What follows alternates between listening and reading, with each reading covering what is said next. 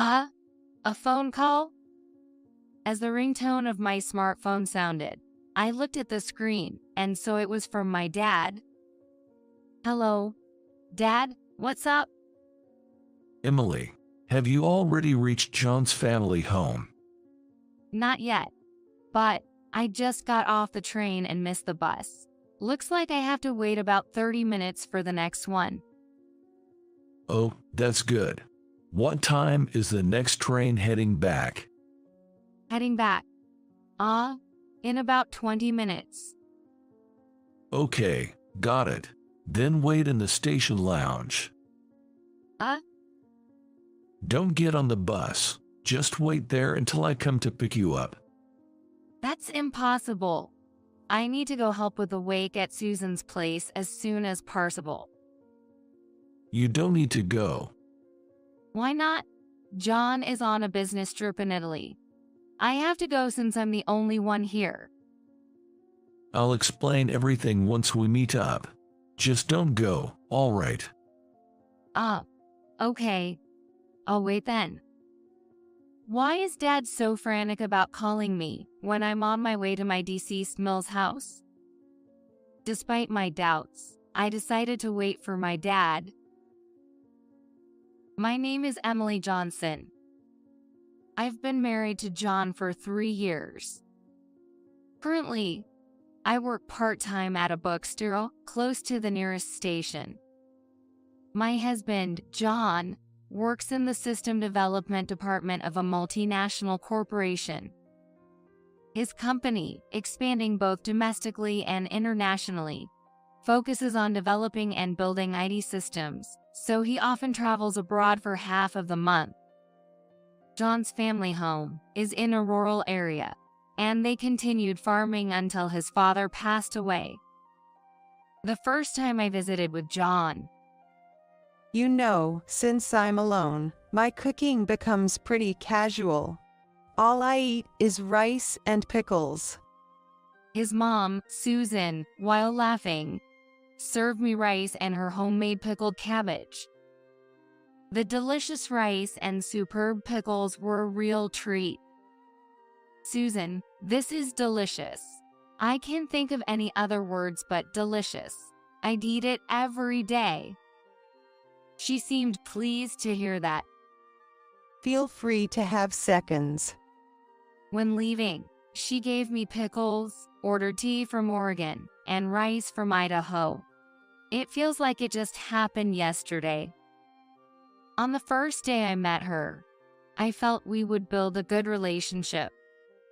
It takes about 2 hours by car to reach John's family home. It also takes about 2.5 hours by train and bus. This morning, I got a call from my sil, Sarah, about Susan's death. Hello, Emily. Susan passed away a little while ago. The wake is tonight. Can you make it by 2 p.m.? Yes, I understand. But John is currently overseas on a business trip. I'll try to contact him, but I'm not sure if he can return today or tomorrow. Oh, is that so? That's fine. Just you come. Really? Sarah seemed oddly happy about it. Can you give me the specific time and location when you are ready? I want to contact my parents. Of course. Oh, and don't forget to bring a black apron. Sure, I won't forget. Thanks, I'll be in touch later. After hanging up, I checked the time on my phone. It was 9 a.m. There's a 6-hour time difference with Italy, so it's 3 a.m. there. Is John asleep? But this can't be helped. I tried calling, but it went to voicemail after 7 rings. Susan passed away. The wake is tonight, U.S. time, and the funeral seems to be tomorrow. Can you make it back? I left a message on the voicemail, so now it's just waiting for a response. After that, I called my boss at the bookstore where I work to request some day off. I need to call my mom next. Hello, Mom? Oh, Emily. Are you off from the bookstore today? Yeah, I took the day off. You see, this morning, I got a call that Susan passed away. What? She was still young. What happened? I just found out myself and don't know the details, but I'm getting ready to head there now. That's so hard to believe. I'll let your dad know. I only know that the wake is tonight. I'll call you back as soon as I have the time and place. All right. John might not make it in time for tonight, so take care. Okay, talk to you later. Now, I need to get my stiffs together. As I opened my closet, a black handbag in front of my morning clothes jumped into my eyes. This black handbag was given to me by John's mom when she visited our house 2 months ago. It's good to have one nice item like this. You can use it for a long time, She had said, while handing me the bag, still in its box. Susan was always a gentle and calm speaker, and she taught me the bare minimum about the customs and relations of their old family, as I was not very familiar with them. John and Emily, you're living in the city, so don't worry about country relationships. You have your own way of life in the city. Right. When in Rome, do as the Romans do, She said, with a smile. When John and I had been married for about half a year, we attended a relative's wedding in the city and ended up staying at his family home for a night. Since we rarely got the chance, we went shopping together in the shopping district and then went to a karaoke box where John's mom made her karaoke debut. She was so happy about it, smiling all the time. Emily, in the 42 years since I married into the Johnson family, I've never had this much fun. Thank you. Susan, really? I'm always happy to hang out, so come visit anytime. Really? That makes me so happy. Maybe I'll come over again. Absolutely. By the time we got married, John's father had already passed away, and John left home for college, while his brother moved out when he got a job. Until John's father passed away 3 years ago, Susan had hardly ever left their rural town. I used to help with the fields and go to the rice paddies and check on our rental apartments and houses. The year would just fly by. So, after Dad passed away, I decided to stop farming and take it easy for a while. She used to say in her usual calm and cheerful manner. Come to think of it, I've never seen Susan get angry. She was kind to everyone and never imposed her opinions on others. I want to be a grandma like her someday, I thought vaguely. I packed clothes for a few days and my morning attire into a suitcase and reached for the formal bag that Susan had given me. As I grabbed the handle and placed the bag on my lap, my sight seemed to blur. Although I hadn't shed any tears when I heard the news of her death, now they were streaming down my face. I must have been holding back my emotions, willing not to upset Susan. As precious memories with Susan flooded my mind, I hugged the bag and cried out loud. I never imagined saying goodbye so soon. We were supposed to go shopping and to karaoke next month, and she had promised to come stay with us for a while when the baby was born. When I found out I was pregnant last month, she was the happiest and congratulated me. Every time I picked up something that reminded me of Susan, all the memories from these past 3 years came rushing back. No, I can't get caught up in memories now. I need to get ready.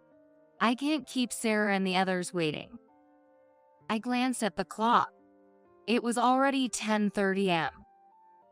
I need to hurry. As I stepped out of the house, I received a call from Sarah.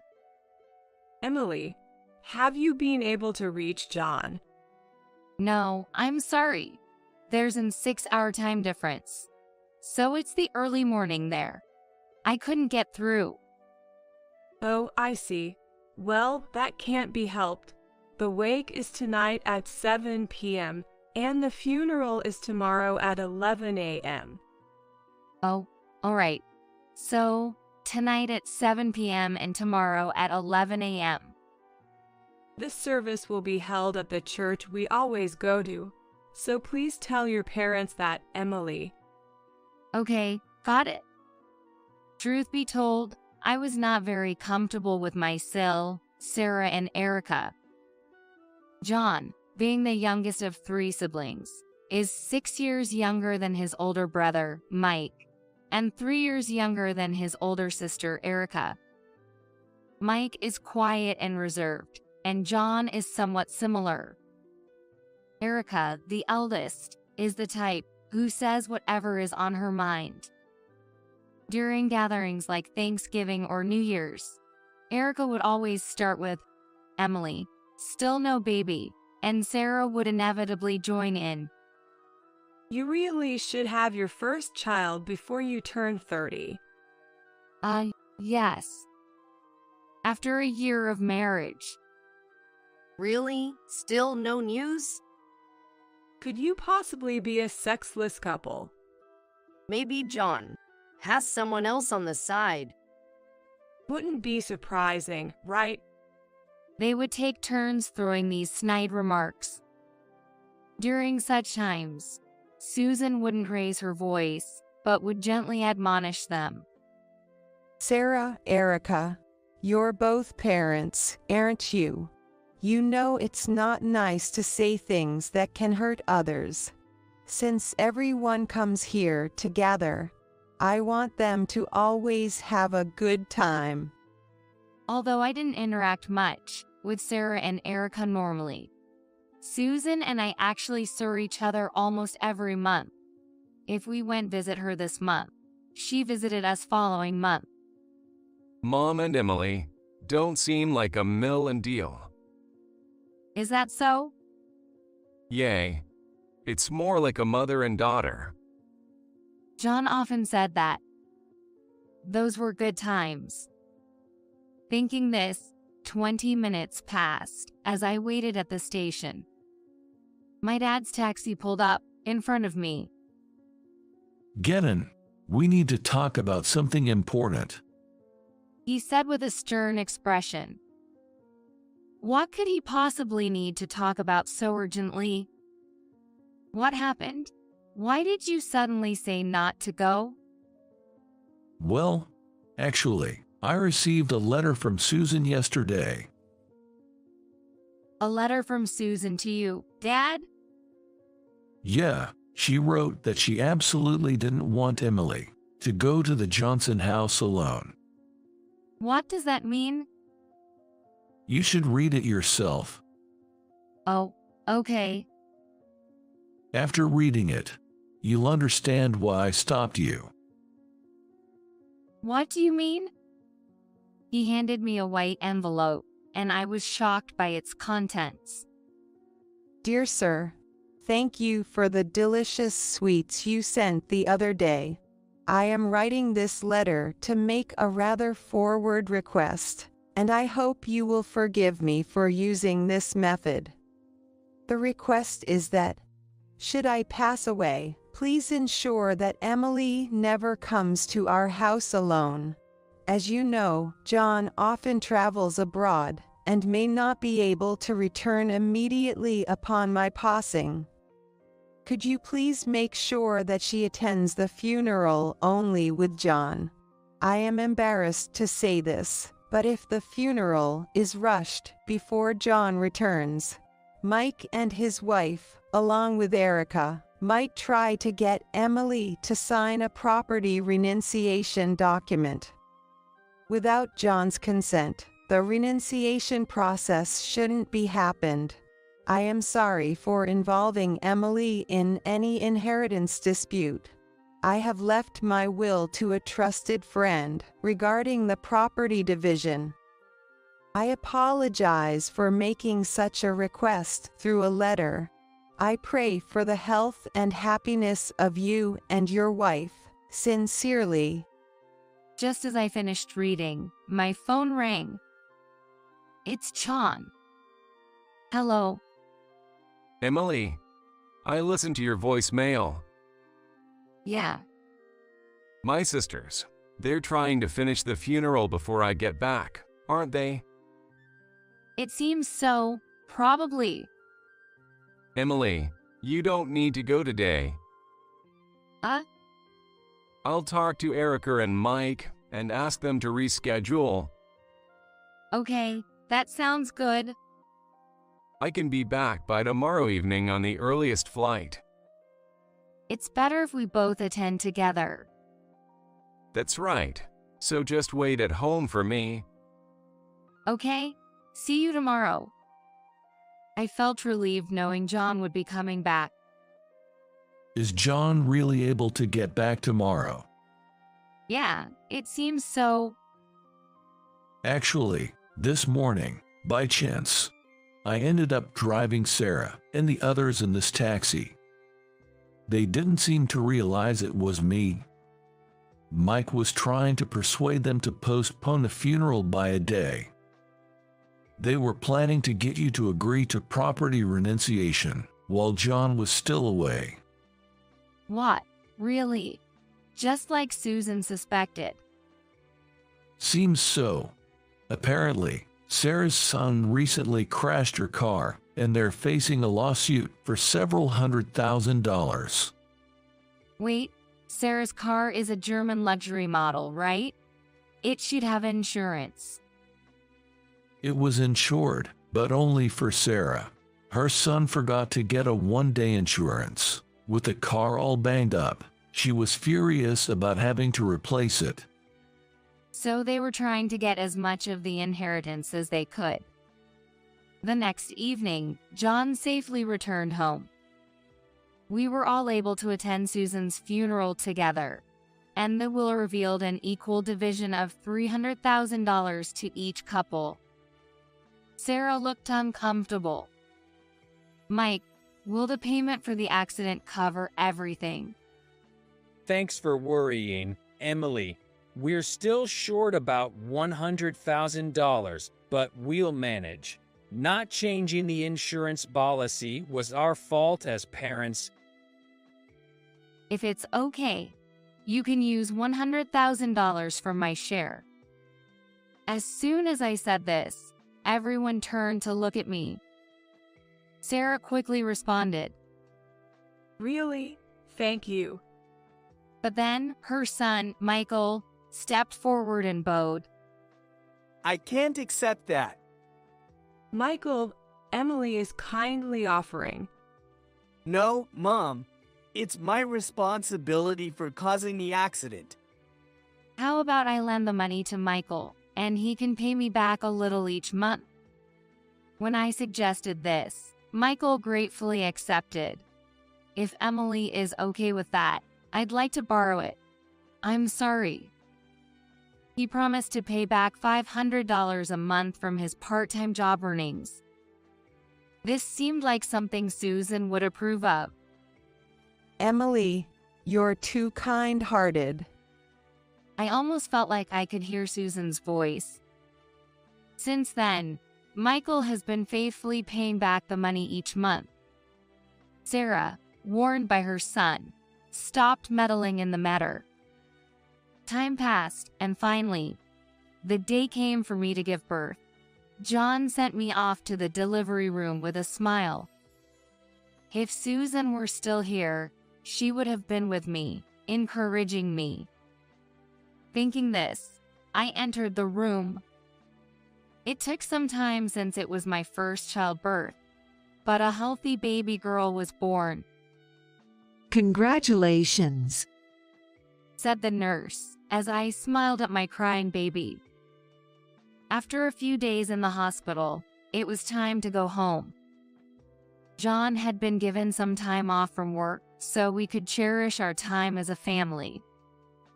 Soon, we'll visit Susan's grave with our daughter. I smiled, imagining Susan's joyful face at seeing the baby. I decided to marry you because I thought you were a wealthy president's daughter, even though you're plain. But I don't need a woman who makes only $6 an hour. Dumb wife, get out of the house. I'm sick of being mothered by someone like you. I don't need a low-income old lady. Please leave. They smirked at me while saying such things, as if leaving no room for argument. My belongings had already been packed into cardboard boxes and trash bags placed beside them. I had a lot to say, but my heart was too shredded to talk back. So, you want to divorce me and have me leave this house, right? That's right. I'm glad you're understanding. Once you're gone, Dad can finally be happy. Fine, but you too will regret this. I wasn't so nice as to stay silent after being told all this. They will surely regret my leaving this house. My name is Susan Johns. I'm a 50-year-old office worker. I've been working at my father's company while raising my daughter, Lily, alone and managing household chores for over a decade. I married Bill, my husband, 10 years ago. Our meeting was through work. Bill was a sales representative for a client, and I always found him easy to talk to. He wasn't my type looks-wise, but I, not great at making friends, was secretly drawn to the bright and always smiling Bill. During that time, Bill confessed, and we started dating. At first, I was intimidated by the thought that we weren't a match, but he said, "Your shy nature and domesticity are charming." Our relationship was smooth and enjoyable. But one day, Bill dropped a bombshell. Actually, I have a daughter who's 10. This confession came 6 months into our relationship, right when Bill proposed. What? The news that Bill had a child was completely unexpected. I knew he was divorced before we dated, but I never imagined he had a child. I was thrilled about the proposal, but honestly, I was more bewildered. But Bill would take me to nice restaurants and places with beautiful night views. He always had something positive to say to me, the pessimist. Life with him would surely be fun. I fought, and I started wanting to marry him. Stay away from a divorced man with a child. It's bound to make you suffer. I faced strong opposition from my strict father. Still, Bill promised, "I will definitely make you happy." Believing that I could overcome any difficulty with Bill, we got married despite my parents' opposition. But I wish I could tell my past self that you should listen to what your parents said. Otherwise, you'll end up seeing hell. As we were getting married, I worried about whether I could get along with Bill's daughter, Lily, and whether I, who had never raised a child, could truly become a mother. The first day I met Lily. "Nice to meet you, I'm Susan." "Nice to meet you, I'm Lily. Come in quickly." She greeted me with a smile, grabbed my arm, and led me to the living room. "You're a daughter of President, right? Wow, that's impressive. So cool." Her eyes sparkled with innocence, and it touched my heart. I could tell she was a really good kid. That day, I cooked a homemade meal. I went all out, preparing lots of dishes that kids would like. Lily stuffed her mouth with food and kept saying, "Delicious," over and over. I remember being so happy. Susan's cooking is amazing. It's nothing like Dad's. To eat this every day would be the best.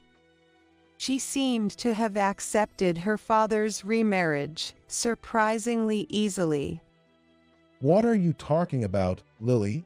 Dad's cooking is good too, right? Well, it's always the same dishes, and they're bland. Susan's cooking is way better. Now, I'm going to cry. You're making me sad. They joked and teased each other like that. I could see they were a close-knit family. Also, let's talk about our family finances. My husband is just an average employee at a small to medium-sized company. While I am a president's daughter, I've worked long at my father's company, holding a position and earning a decent income. So, our family's finances largely depended on my salary. There was an understanding that my husband would actively take on household and parenting duties, so I never really had any complaints. Whoever can earn should do so, which was our family's approach. That's why I started by replacing my single-use furniture and appliances with family-friendly ones to make life easier for Lily and Bill, aiming to quickly become a full-fledged family member. The same went for our living situation. During my single days, I lived in an apartment owned by my father's company. It was too large for just me, so they decided to move into my apartment. And that's how the new life for the three of us, me, Bill, and Lily, began. When Lily first visited my apartment, she ran around, excitedly shouting, "It's so spacious, amazing." Seeing her like that, I vowed to do my best in parenting and work, hoping she would grow up to be a fine adult. Life with the three of us was stress-free, peaceful, and fun. Blood relation didn't matter. We three were a real family, looking forward to life ahead. However, reality was not so sweet. As Lily entered middle school, her attitude towards me began to change. She joined the badminton club in middle school. It was a club, passionate about practice, so she was at school during the day and at club activities from evening to night, gradually spending less time at home. On days off from club activities, she would come home from school, throw her bag on the sofa, and just play with her phone. That's when the distance between Lily and me began to grow. Even when I tried to talk to her, she wouldn't even nod, let alone face me. When I discussed Lily's attitude with my husband, he said, "It's just her being rebellious because she's in middle school, don't worry about it," and I thought it would settle down after a while. But no matter how long I waited, her attitude didn't change.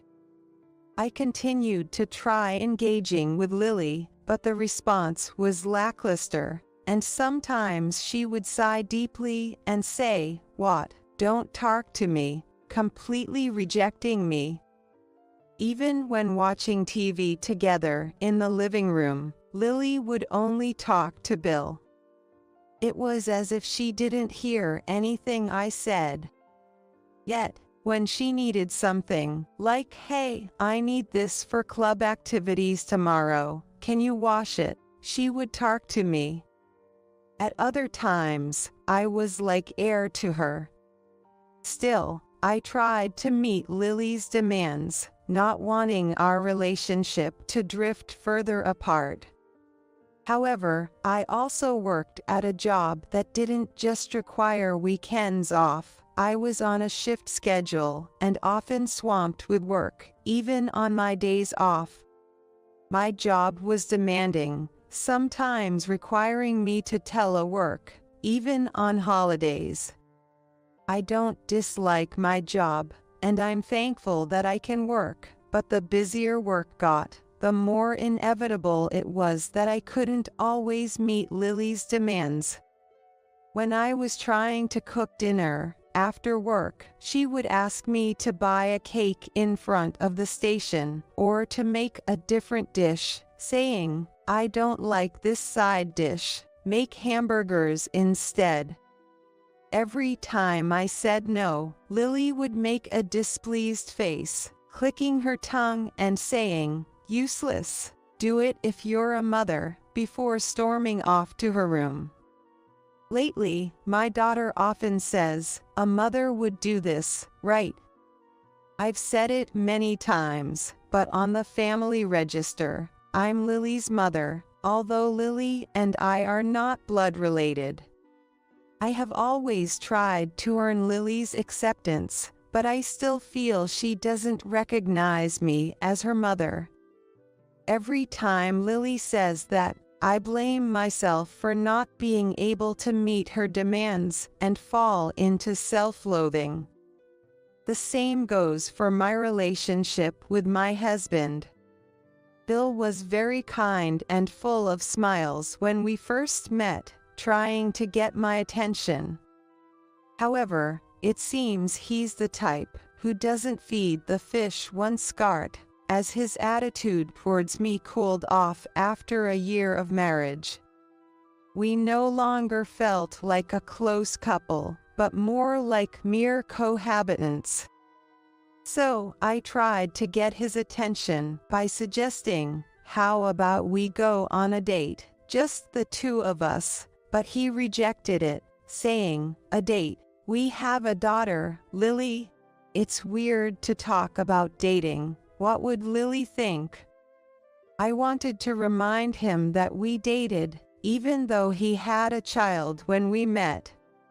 But saying that would only make him angry again. What troubled me most was the reckless spending of Bill and Lily. I earn a good salary from my father's company, holding a position there. Yet, due to their spending, we hardly save any money. I've repeatedly pointed this out to both of them, but they never tried to improve. Not only that, You're so stingy. She's such a terrible woman. They even started saying that I'm not having a happy marriage life. However, I tried to convince myself that perhaps this is just what marriage is like, as I married for the first time after turning 40. Time flew by, and before I knew it, I turned 50. Lily has turned 21, and today, we are throwing a celebration party for her. Turning 21 signifies reaching adulthood, a milestone that represents stepping into a new stage as an adult. In our area, we celebrate it in a big way too. It should be a joyous occasion to celebrate my important daughter's 21st birthday. However, I couldn't feel genuinely happy.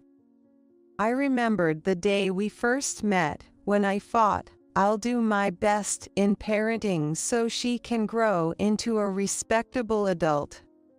On the day of the celebration, I took the day off work, prepared the dress as my daughter had requested, and also made an appointment at the beauty salon.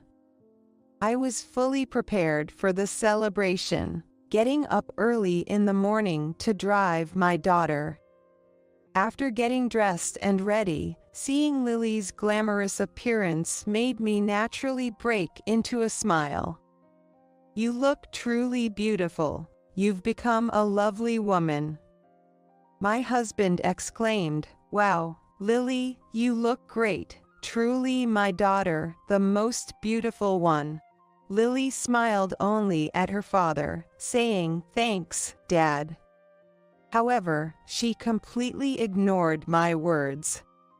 My husband was dressed in a suit, getting ready to head to the party venue. I had also put on nicer clothes than usual, intending to go to the celebration party with Lily and my husband. But then, what? Why is the old lady trying to come? You absolutely must not come to this ceremony, she sharply told me. My daughter, calling me old lady and hurling insults. Wait, but I wanted to go, since my daughter is dressed so beautifully. Even though I tried to keep smiling despite the harsh words, it seemed to have the opposite effect. So annoying. You're a fake mother. Stop pretending to be my mom. Don't call me your daughter. Just don't come, okay? I don't want my friends to think my mom is such a plain woman. She shooed me away with her hands. I wondered if this behavior was truly that of a respectable adult. A fake mother, huh? I wondered if I had gone wrong somewhere in raising her. Duh. I let out a big sigh. They ended up going without me.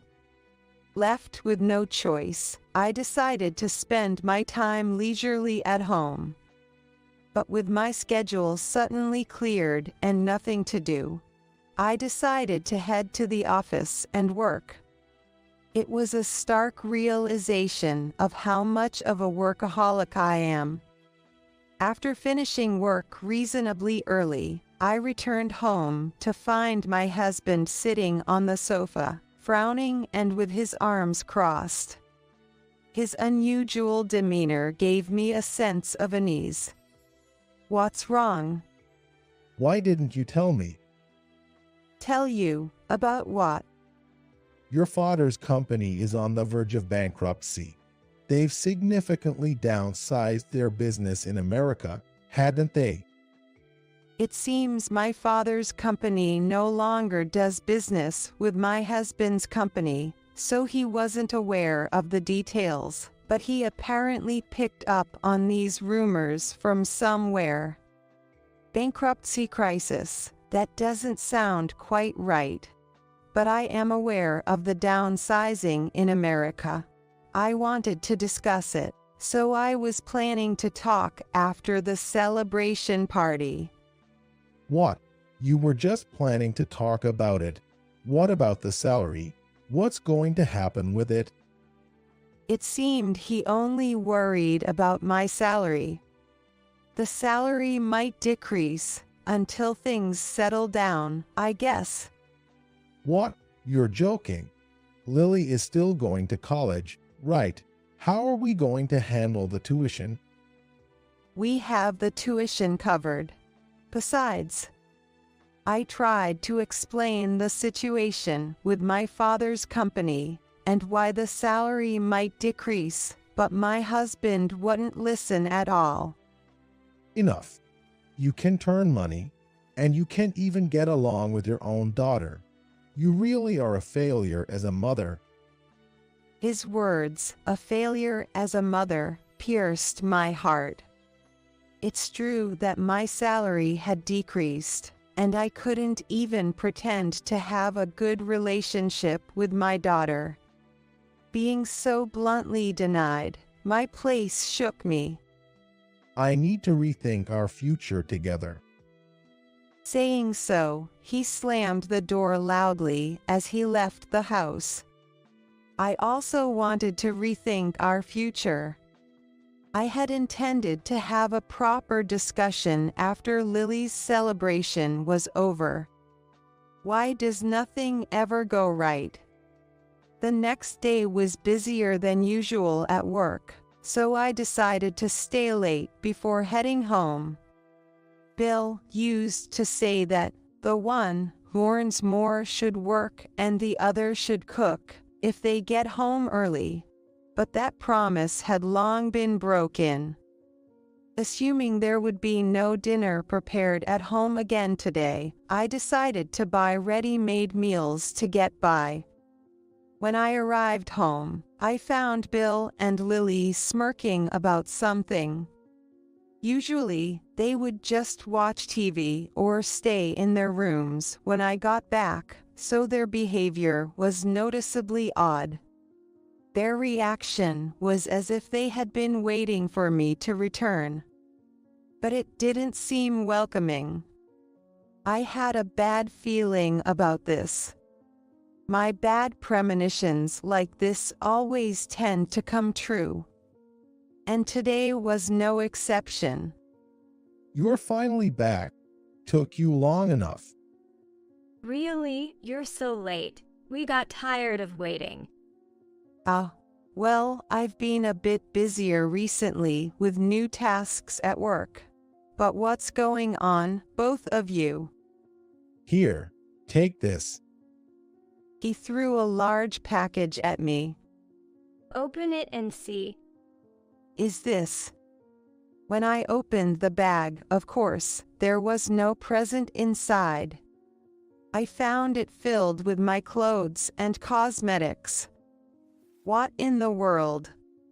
I couldn't understand, my farts failing to catch up. Then my daughter said, "Come this way," and led me to a room at the back of the living room. Opening the door, I saw many of my belongings packed into cardboard boxes and trash bags. Geez, Mom, you have too much stuff. It was tough to pack everything up, you know. I even took time off work to do this. Really tired me out. That's funny. Poor Dad. Watching them laugh together, I finally understood their intention. You want me to leave? That's right. Lily and I have been discussing this for a while.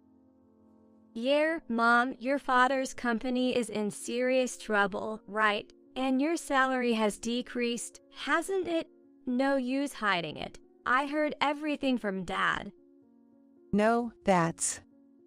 Really, your role in this house is over. That's right. We don't need someone who can turn money anymore. Without giving me a chance to speak, it seemed they were both intent on blaming me. They spoke so rapidly that I couldn't find a moment to interject, and just listened with my head down. As I remained silent, they seemed to forget my presence, and their true feelings spilled out. I married you because I thought you were a daughter of president, only to find out it was a complete misfortune. Exactly. I thought I could live in a fancy apartment and be a rich kid, accepting a plain-faced mom like you, only to be scolded for spending too much. With this face, I can't even tell my friends you're my mom. What are you both saying? I managed to interject with a feeble voice. But this only fueled their momentum. I can say it now. I married you for help with child care and money. What? I couldn't believe what I was hearing. My ex-wife was terrible at parenting. She couldn't earn or handle child care, went into postpartum depression, and that's why my first marriage failed. I took custody of Lily because she mattered to me, but as a mere employee at a small company, I thought I couldn't raise her alone. So I looked for someone plain who seemed to have some money and wouldn't betray me. Then it turned out there was someone who fit the bill perfectly, and that someone was you. You're kidding. I married you against my parents' wishes. You're such an idiot. You'd blush at any compliment. It was so easy to win you over. And I even married you. That's cruel. Who's cruel here? A failing company is just too much. I saw your recent pay slips. You're making like $6 an hour. It's the worst. Now that Lily is all grown up, we don't need a low-income, dumb wife. Get out of the house. My wage is $6 an hour. What are they even talking about? I couldn't make sense of any of it.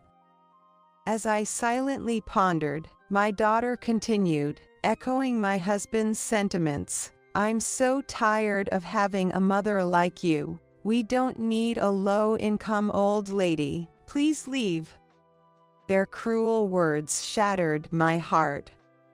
They've been feeling that way. I never realized that. I wanted to say so much, but I no longer had the energy. So, you want to divorce me and have me leave this house, right? That's right. I'm glad you're understanding. Poor Dad, hurt and deceived by this woman. Finally, you can be happy. I wondered why my daughter hated me so much. I don't recall doing anything to deserve such harsh words from either my husband or my daughter. My daughter seemed to despise me intensely, glaring at me with a demonic expression.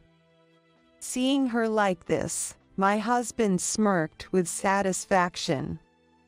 I felt anger boiling up inside me at the sight of my husband's smug expression. I'm not so kind-hearted as to stay silent after being treated this way. Surely, they will regret it when I leave this house. I began preparing to leave immediately. Oh, so you're really going to leave. It looks like you finally realized you're a burden in this house. It took long enough. My husband sarcastically moved my belongings to the entrance.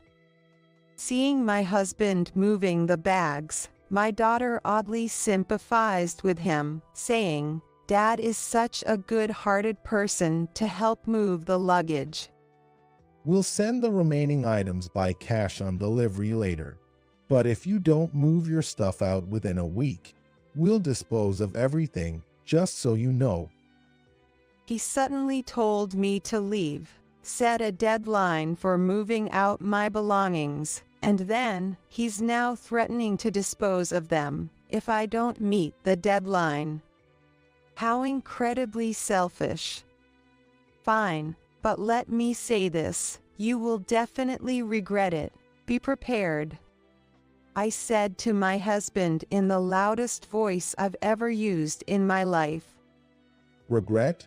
No way. He laughed, but I ignored him and left the house. That day, I decided to stay in the company-owned apartment.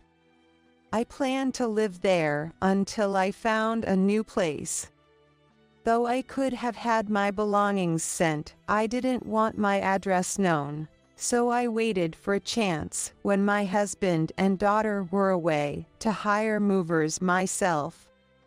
As we both worked, our savings were split equally between us. My husband, with his spending habits, had no savings. As a result, a significant portion of the money I had saved ended up going to him, but that was the rule, so I had to comply. In the end, I handed over about $100,000. Well, I hope they use that money for my daughter's college expenses. That was the plan, anyway. And so, our divorce was finalized. My heart was torn until the divorce, but surprisingly, I felt more at ease and happier after it was done. My feelings were unexpectedly clear. It just shows how distorted my married life had been. 2 months after the divorce was finalized, I received a call from my ex-husband. I hesitated to answer, Suspecting what it might be about, but curious about his predicament, I decided to listen for amusement. Hey, what the hell is this about? My ex-husband sounded quite panicked from the get-go. What's wrong? I had a pretty good idea what the issue was, but I asked anyway. I've been told to leave this house by tomorrow. Why? It's our apartment, isn't it? Of course, it's my company-owned apartment. It's clear that two strangers divorced from each other shouldn't be able to live together. It's quite obvious. But, even if you say that suddenly, I have no idea where to go next. Can you ask your father to let Lily and me continue living here? What are you talking about? I was suddenly kicked out by you 2 months ago, with no place to go. Fo is completely unconcerned about that. About that, I'm sorry. So, can you help us out? No matter what you say, it's impossible. Is that all you wanted to say? I'm hanging up. Such a cheap apology surely won't make me forgive what happened that day. Even after our divorce, it seems this man still underestimates me to no end. As I was about to hang up, my ex-husband said, Wait, don't hang up. What now? Is there something else? There's something I don't get. Recently, they decided to build a new high-rise near our house. The location is great, and from what I saw in the brochure, the amenities and space are impressive.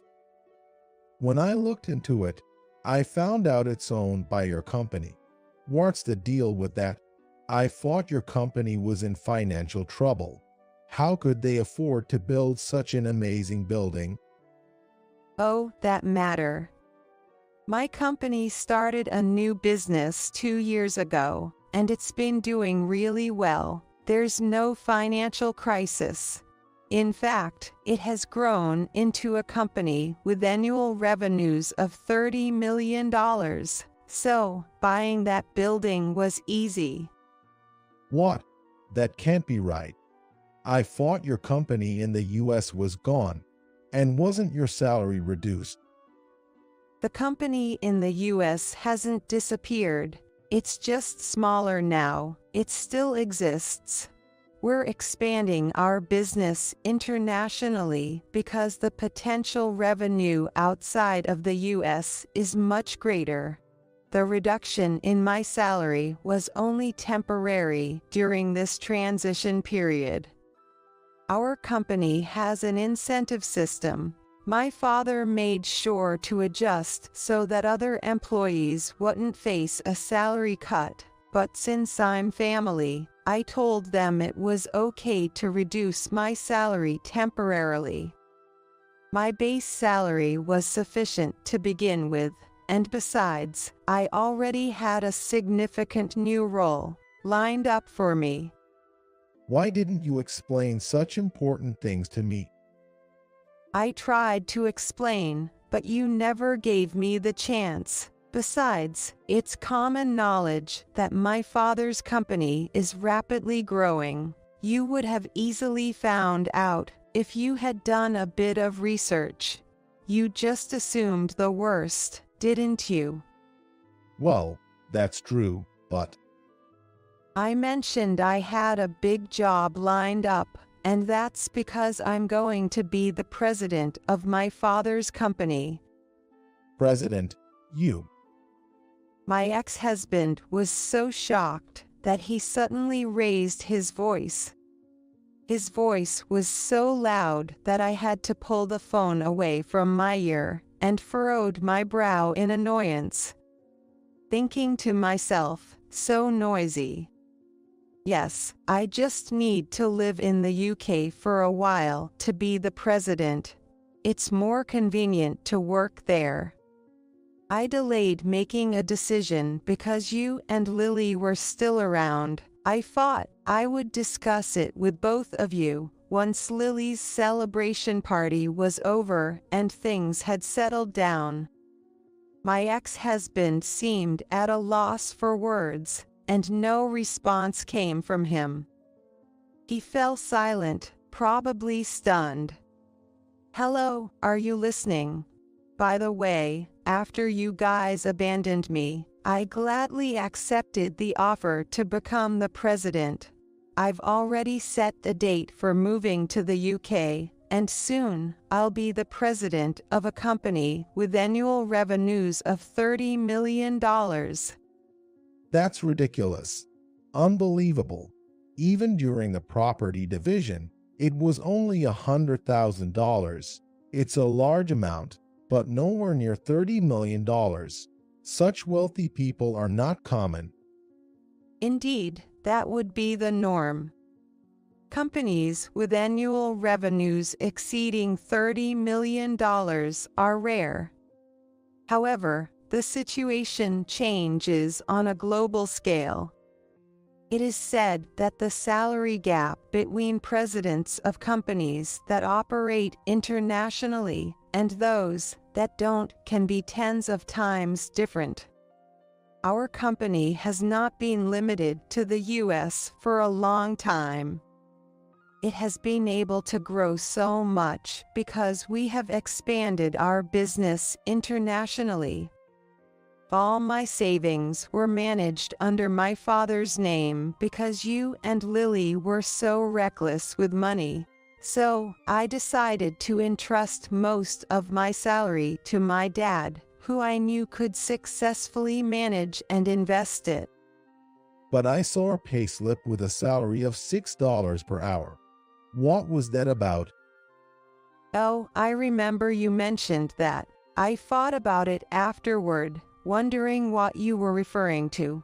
I realized it was probably the payslip of a part-time cleaner working for us, and that's from years ago. The company has been concerned that the wages for part-time employees might be too low, so I was conducting a review. I was looking back at all the past wages. The payslip you saw is probably from years ago. Now, the minimum wage everywhere is over $9, so it's clear that $6 an hour just isn't possible anymore, if you think about it. I couldn't help but laugh at the absurdity. If he had looked closely at the payslip, he would have noticed the different name and date. He must have been desperately searching for something to use against me. Maybe that's the payslip he happened to see. But seriously, even a fool would notice that. So, I've been mistaken all this time. I let a woman worth $30 million slip through my fingers. Well, it looks that way. I'm hanging up now, and say hi to Lily for me. With that, I abruptly ended the call from my ex-husband.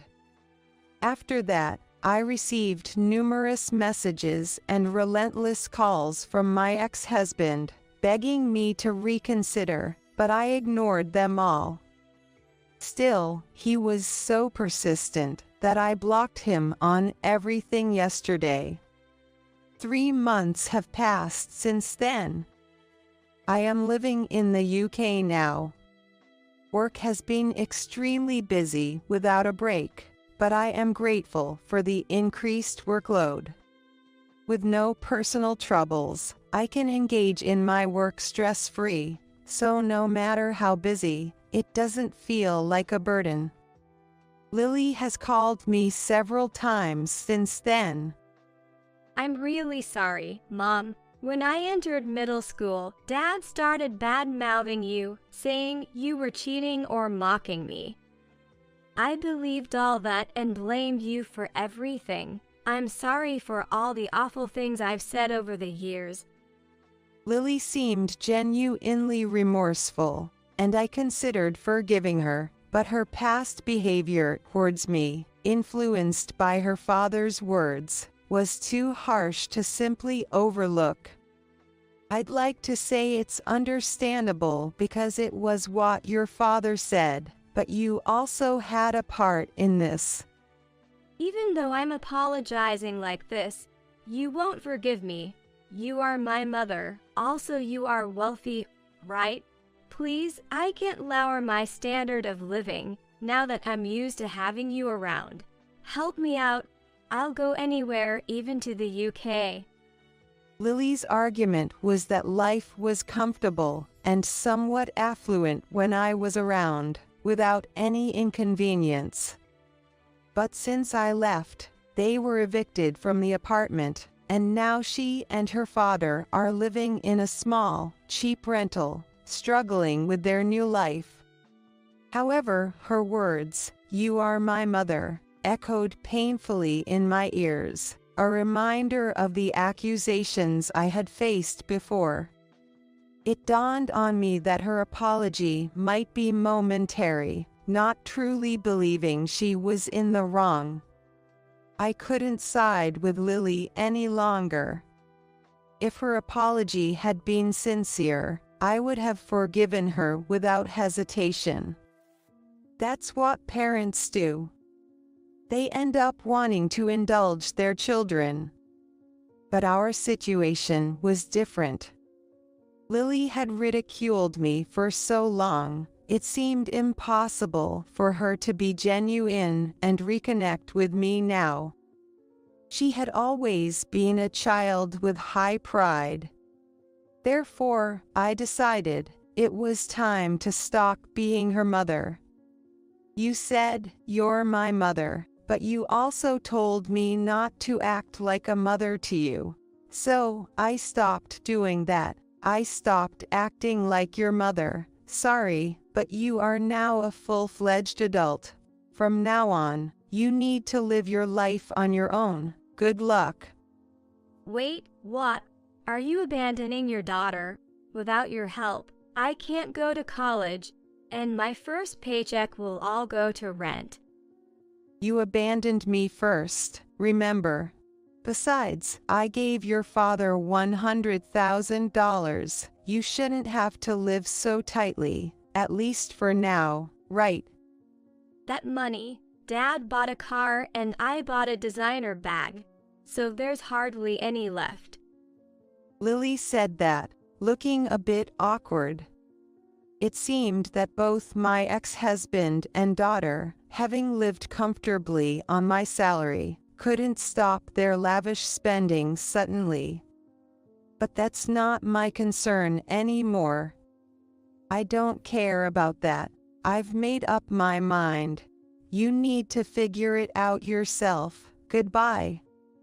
With that, I ended the call. However, I didn't intend to block my daughter. She is someone I've spent over a decade with, after all. If she ever genuinely finds herself in trouble and sincerely apologizes, putting aside her pride, then perhaps I'll be there to help. But that seems like a distant possibility. Life in the UK is busy and not easy, but I am happy now. Someday, I might plan a recreational trip to the US with my employees who live in the UK. Thinking about such things, I spend another peaceful day alone.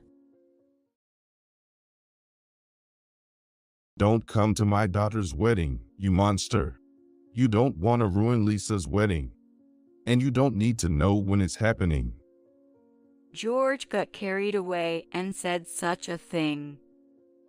It was like when he didn't tell me about the school open day. How long will he keep repeating the same thing? They trembled with anger. Got it. But I replied briefly, knowing it's pointless to argue with a drunk. And in my mind, I whispered, "You'll regret this." George hasn't realized that things are not the same as before. Still in a good mood, he fell asleep snoring. My name is May Richards. I'm a 55-year-old housewife. Currently, I work part-time at a local factory, living with my husband George. We have one daughter. Her name is Lisa. She's living on her own while working as a professional after graduating from college. I'm really happy that she has grown up to be such a considerate and good girl, often checking in on us. As a parent, it makes me incredibly happy, but as a woman, I have a certain complex. It's the large burn scar on my face. Sometime after I got married, I encountered an accident scene. While waiting at the crosswalk, a car collided right in front of people on the opposite side. Gasoline started leaking from the car, and it seemed about to ignite any moment. The area turned chaotic. Then, I found myself instinctively running towards the scene. "Are you okay?" Recklessly, I dove into the accident site and helped someone who couldn't move. But then, I saw flickering orange flames before me. I honestly thought it was over, that I had to escape too. But the cries of a girl trapped under a bicycle brought me back to my senses. I couldn't give up just like that. I grabbed the crying child's hand, rescued her, and handed her to another pedestrian before running back to the scene. Then, I carried an old man who had fallen and twisted his leg to safety. At that moment, there was a small explosion with a loud bang. Perhaps I was in the wrong place because I took the full brunt of the blast and fell down. When I came to, my face felt hot, and the old man yelled, "You all right?" "I'm okay. Is anyone else hurt?" Looks like everyone's evacuated. You need to get to the hospital. I felt relieved at the old man's words. Miraculously, everyone had finished evacuating. Even the driver had managed to escape, and despite the severity of the accident, there were no casualties. I went to the hospital. The blast of hot air I had faced caused a burn on my face. It wasn't serious, but a large scar remained on my exposed face. Even knowing what I did was right, the burn mark in such a visible place bothered me. According to the doctor, my skin was red and raw, and the mark would remain like a bruise, never fading. George encouraged me. Don't worry about scars on your face. Be glad you're alive. I felt happy to be married to George. Indeed, he was right. I couldn't wallow in self-pity forever. I returned to my part-time job after a while and resumed my normal life.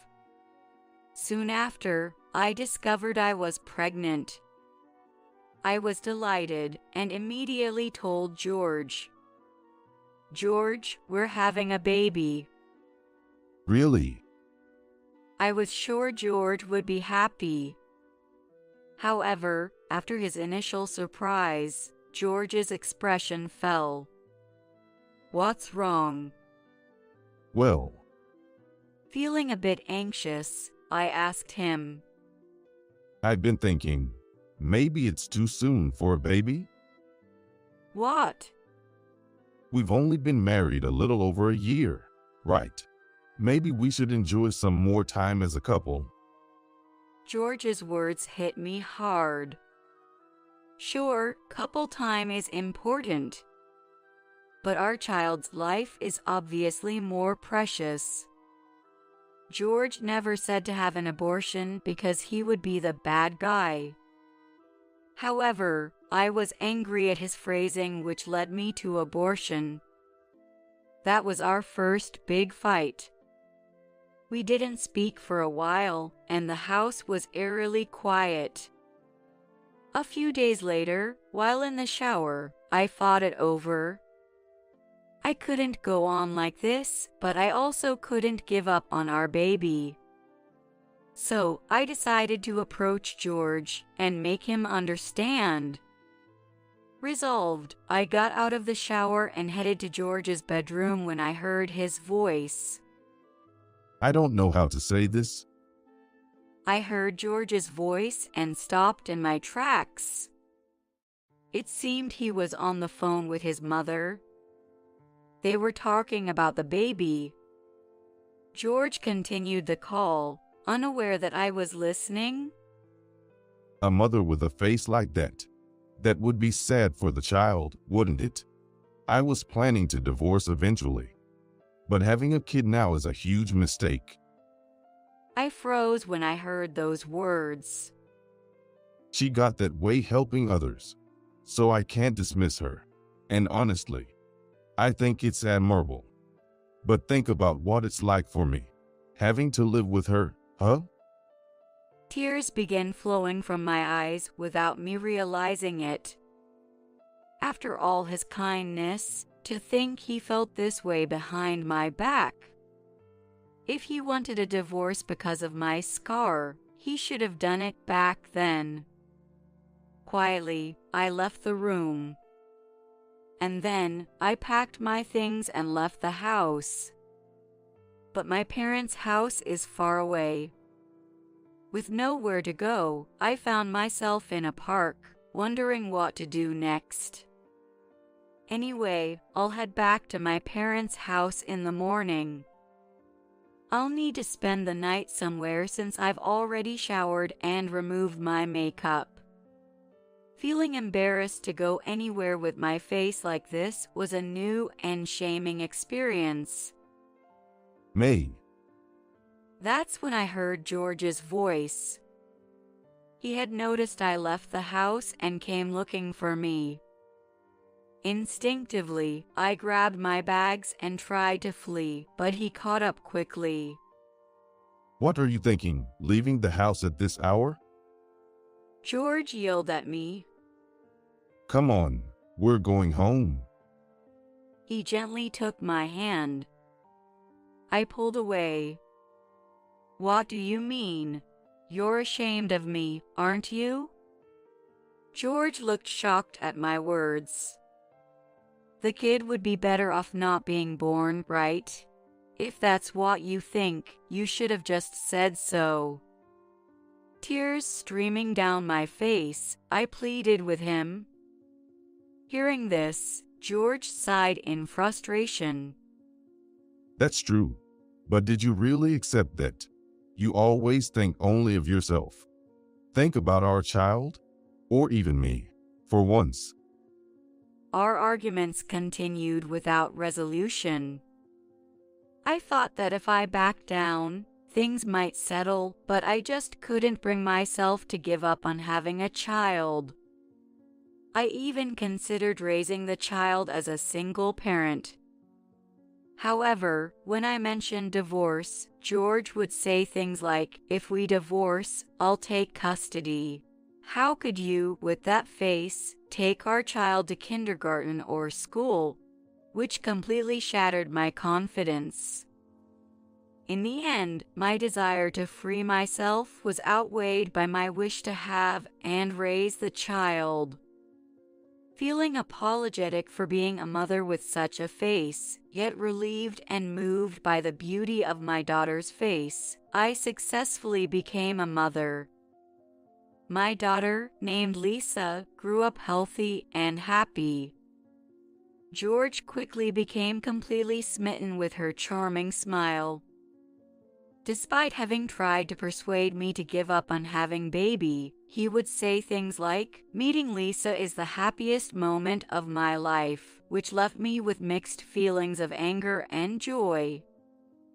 As a father, he was very involved with Lisa. However, his treatment of me worsened over time due to his excessive love for Lisa, and the difference in his behavior became more apparent.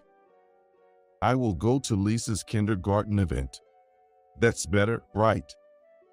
George attended all the kindergarten events and even did all the regular pickups and drop-offs. Eventually, he acted as though he was trying to keep me from going to the kindergarten, not even telling me about the open days. Yet when Lisa got sick and the kindergarten called, he would say, maybe you should show your face at the kindergarten once in a while. We owe them that, which was just exasperating. George seemed oblivious to his own mean-spirited behavior, making me doubt his character. Despite having such a father, Lisa grew up well. Lisa, I love Mom. Whenever she opened her mouth, that's what she would say. George seemed displeased with Lisa's words, but he never said anything against her, and thanks to Lisa, our home was always filled with smiles. As Lisa grew, she started asking for me to come to the kindergarten. Mom, I want you to come to the next gymnastics open day. There's an open day. Yeah. I was praised for being good at forward rolls. Watch me. It seemed Lisa was doing some gymnastics, and she happily started doing forward rolls on the carpet. Watching her, George opened his mouth with a smile. That's true. Lisa is really good. It's great that Mom could see this. Yeah. So, come and see me on the open day. No, too bad. Mom has to work that day. Dad will go instead. Lisa, show Mom at home instead. That made me furious. I hadn't seen any notice about the open day. George probably heard from her teacher, we've put a notice in the handout, and took it out himself. I didn't know the schedule for the open day or whether I had to work. If Lisa wanted me there, I could have taken the day off, but he told her right from the start that I couldn't come, which was just terrible. As expected, Lisa's face fell when she heard George's words. Seeing her sparkling smile turn sad, my heart ached. Don't make that face. Mom wants to come too, but it can't be helped. Let's make sure Mom can come next time. Okay. Lisa replied reluctantly to George's words. That night, after Lisa had gone to sleep, I spoke to George. I didn't know about the open day. I could have taken time off. This is awful. Don't be so mad. I thought if I told you, you'd want to go? But Lisa wants me there, doesn't she? I said this angrily to George. Tears began to well up. Lisa asked me to come for the first time. I desperately wanted to make that happen for her. Calm down. I hate to say this, but what will Lisa's friends think if they see your face? What if they get scared and Lisa gets bullied because of it? That's... You're saving other people's lives and ruining your own family. George spat out those words and left the living room, quitting his evening drink. Left alone, I broke down and cried, regretting for the first time that I had been involved in that accident. The same pattern continued afterward. Even when Lisa was in elementary school, George attended the open day and I wasn't allowed to go. Only at the sports day, I was able to sneak in to see her because there were so many people that nobody could recognize me as Lisa's mother. That was the only school event I was ever involved in. As she became a teenager, even George was told not to come by her, and ultimately, I couldn't properly watch her enjoy her school life. I resigned myself to thinking it was my fault. Dad was always there, but Mom, you're just not interested in me, right? Lisa seemed to think so, gradually distancing herself from me. I felt as if I had lost my only emotional support, enduring painful days. Thankfully, Lisa continued to thrive, becoming a high school student, a college student, and then a working adult. Luckily, her rebellious phase ended in high school due to a certain event, and now we are as close as we used to be. And now, Lisa was about to get married. Her partner was a wonderful man named Sean Gray, 5 years her senior. Sean was the cousin of Lisa's best friend Mary, who she had known since high school and lived nearby, leading to their dating after several meetings. My boyfriend wants to come over to greet you. George responded to Lisa saying that, Of course. I have a duty to see what kind of man he is. Lisa and I just smiled wryly at his pompous attitude. Lisa also called out to me, Mom, you'll be there too, right? Of course. I'm looking forward to meeting Sean. Really? George interrupted our cheerful conversation. You shouldn't be there. What if it leads to a breakup? What do you mean? Why would it lead to a breakup? You know, with a mother who's scarred like. What if he finds out? George was tough on me but timid when it came to Lisa. He still tried to keep me away from Lisa's boyfriend because he didn't want me out. I don't think that's the case. Lisa said to me in a hesitant voice, seeking reassurance. I wanted to meet Sean, but I thought if I insisted on my way now, it might upset George and cause problems during the marriage meeting. So I thought it best to stay silent and step back. I said to Lisa, All right, I'll step aside then. Mom. Lisa's face fell just like it used to. But I smiled at her reassuringly, conveying that it would be okay. The meeting to introduce the families was a great success.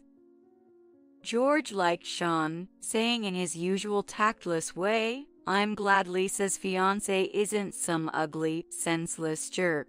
He was in a very good mood. It seems Sean's parents also came along and even shared a drink together. George was happy throughout the evening. Perfect parents. And they seem to like me too. Now that Lisa is getting married, she won't be mistreated. It would be tough if she were the child of someone ugly and disgraceful. His comment included a sarcastic jab about it being good that they hadn't met me, which was quite unpleasant. It seems they even discussed the wedding plans. It was supposed to be just a greeting, but we managed a perfect meetup and even talked about the wedding. Oh, when is it? Don't come to your daughter's wedding, you monster. You don't want to ruin Lisa's wedding, do you? You don't need to know when it is. George got carried away and said such a thing. It was like when he didn't tell me about the school open day. I trembled with anger, wondering how long he would keep repeating the same behavior. Got it. But I replied briefly, knowing it was useless to argue with a drunk. And in my heart, I muttered, You'll regret this. George hadn't realized that things were not the same as before. Still in a good mood, he soon fell asleep snoring. Then came the day of the wedding. George was nervously preparing from the morning, saying, I'll take pictures for you. Did he think I would be grateful for that? I just turned away, unimpressed. What's up? Don't sulk. This is all for Lisa's happiness. If you step back, everyone will be happy. Just stay quietly at home today, okay?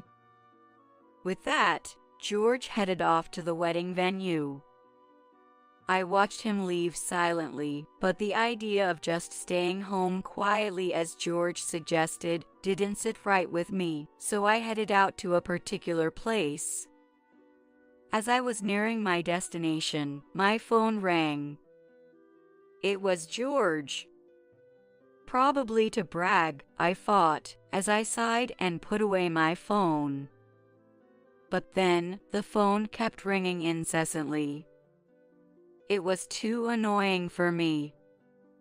Hello. I answered with frustration as the calls wouldn't stop. On the other end, George was panicking. I listened intently, wondering what was going on. Where are you? What are you doing right now? Why are you panicking? It's an important wedding day. Don't call me now. Wait. Don't hang up. There's a big problem at the wedding. George said frantically. His rush confused me, and I frowned, asking for clarification. What do you mean? Just come here quickly. I hung up the phone but started walking unhurriedly. Then I walked through the door of my destination. Hi, May. Mary, it's been a while. There was Lisa's best friend, Mary. The wedding has started. Mary greeted me with a smile. Yes, this was the venue where Sean and Lisa's wedding was taking place. Lisa had told me, no matter what George says, make sure you come. If I didn't show up, Lisa's friend Mary had even promised to come and fetch me. That's why, no matter what George said, I had decided to come today. If I showed up, George might be embarrassed, but I didn't care anymore. If anything was said, I was ready to snap back. That was my mindset. And as I arrived at the venue with Mary and peeked into the hall, but I was surprised when I looked inside. There was George right now in the spotlight. What's happening? When I asked, she pointed at Lisa with a smile. Lisa spoke through the microphone. Dad, explain to everyone why Mom isn't here, in your own words. Well, I was taken aback by her words. Mary, what's going on? What is this situation? I asked Mary again. Actually, Lisa has been planning this long before she even started dating Sean. Mary said, smiling reassuringly at my confusion. The story goes back several years. Lisa hit her rebellious teenage years in middle school. Added to that, her frustration exploded because I had never attended a single school event, creating a big rift between us. George just watched gleefully and did nothing to mend our relationship. I was troubled by my relationship with Lisa and lived in a state of depression. However, a turning point came. When Lisa became a high school student, she said, I want to bring a friend home. A friend? Of course, your friends are welcome. They planned to study together from morning until evening. This was a first. However, while I was happy, I was also self-conscious about the scars on my face. But maybe it's better if I'm not at home? When I hinted at this, Lisa nonchalantly said, it doesn't really matter. Encouraged by her words, I decided to go all out and prepare lunch and cake. Then the day arrived. Mary, this is my mom. The girl called Mary looked at my face and widened her eyes for a moment in surprise. I thought she was bothered by the scars, but I smiled kindly. Mary, right. I'm Lisa's mom, May. We have similar names, don't we? Yes, I'm Mary Murphy. Nice to meet you. Let's study. My room is this way. Lisa led a bewildered Mary to her room. Feeling I had made Lisa and Mary uncomfortable, I was disheartened. What if this caused a rift between Lisa and Mary? I wondered whether I should bring them tea or perhaps it would be better to leave the house, but just then Lisa, who had just gone into her room, yelled out, "Mom!" Wondering what was going on, I hurried to Lisa's room. There I found them, wiping away tears while laughing. What's going on? Why are you both crying? Then Lisa said, "Mom, is it true that you got your facial scar from saving someone in an accident?" What? I was taken aback by her sudden question. I had told Lisa that my burn was due to my own carelessness. Because George had said, don't say it was from helping someone. I agreed with him. I never thought it was anything special. I thought it wasn't something worth mentioning. But somehow, Lisa knows about it. While watching the serious faces of Mary and Lisa, I said, Yes, but why? It's true. Mary spoke before Lisa. My grandpa was the one you saved back then. Seriously. Mary continued. Her grandfather had the accident before Mary was born. Facing a burning car and unable to move because he had twisted his ankle, a young woman had come to his rescue. Later, when things calmed down, he wanted to return the favor but couldn't find her because the police wouldn't give out her personal information.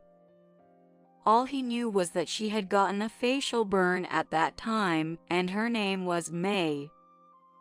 The whole family thanked her for saving his life. My grandpa passed away last year, but he told me that story many times. I never imagined it was Lisa's mom. In our family, you're like a phantom hero. Mary said, wiping away tears. That's probably why she looked surprised and confused when she saw my name and scars.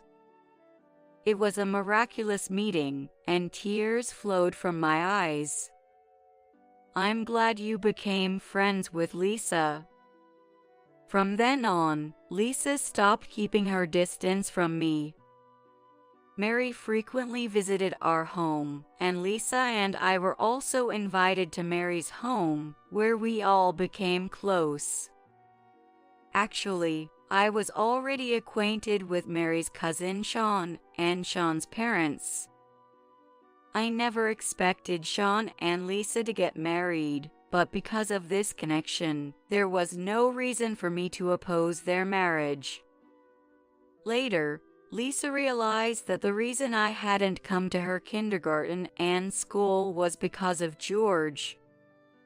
Though he might have been a good father to her, she sensed from his words and actions that he was belittling me. Thinking she wouldn't be able to have me at her own wedding. With that in mind, Lisa hid a voice recorder in the living room. The recorder captured George mocking me, which infuriated Lisa. That's why she decided to play it during today's opening movie. George must have been in a frenzy when he saw it, which is why he called me in panic. And with the end of the phone call and the opening movie, I ended up in the spotlight. Well, George was shrinking in front of the accusatory stares of Lisa and the guests, sweating profusely. I always wanted Mom to come. I'm shocked to find out Dad has always been telling her not to. Lisa, I did it thinking of you. For me. Whoever asked you to do that? Lisa exploded in anger, yelling at George. Lisa, calm down, okay? Today is your wedding day. June and all of Sean's relatives are here, too. George said, forcing a smile. At that moment, Sean's father stood up. Is what Lisa's saying true? We were told May couldn't join because she was sick. It's true. She had a cold. And even today, she's got a stomachache. She always falls ill at crucial times. Just then, May, let's go. Mary grabbed my hand and led me into the venue. Though I was pulled in, I walked proudly behind her. Mom? Lisa saw me and smiled happily. Why are you? George's voice carried over the microphone. With all eyes on me, George fumbled again through the microphone. My wife's facial burns were due to carelessness. She looks like a monster. But Sean and Sean's relatives don't be scared. George was laughing, but I did not hide my face. For Lisa, who had gone to such lengths for me, I decided not to be ashamed of my scars anymore. Even as everyone in front of me was exposed to his cold stares, George still treated me like a monster. Sean's parents and all the relatives were trembling with anger. If I may use Mary's words, I was their phantom hero. It felt proud to have people stand up for me and be angry on my behalf. Just fix this situation. Just one word from you clearing my innocence would settle this. Say that I never told you not to come. George turned away from the microphone and came over to whisper in my ear. How absurd. How can I clear suspicions when I'm not innocent? I took the microphone. I apologize for the disturbance, I said, bowing deeply. Just as Lisa said earlier, I could never attend Lisa's kindergarten or school events because my husband wouldn't allow me. Hey, you fool. George turned pale at my words.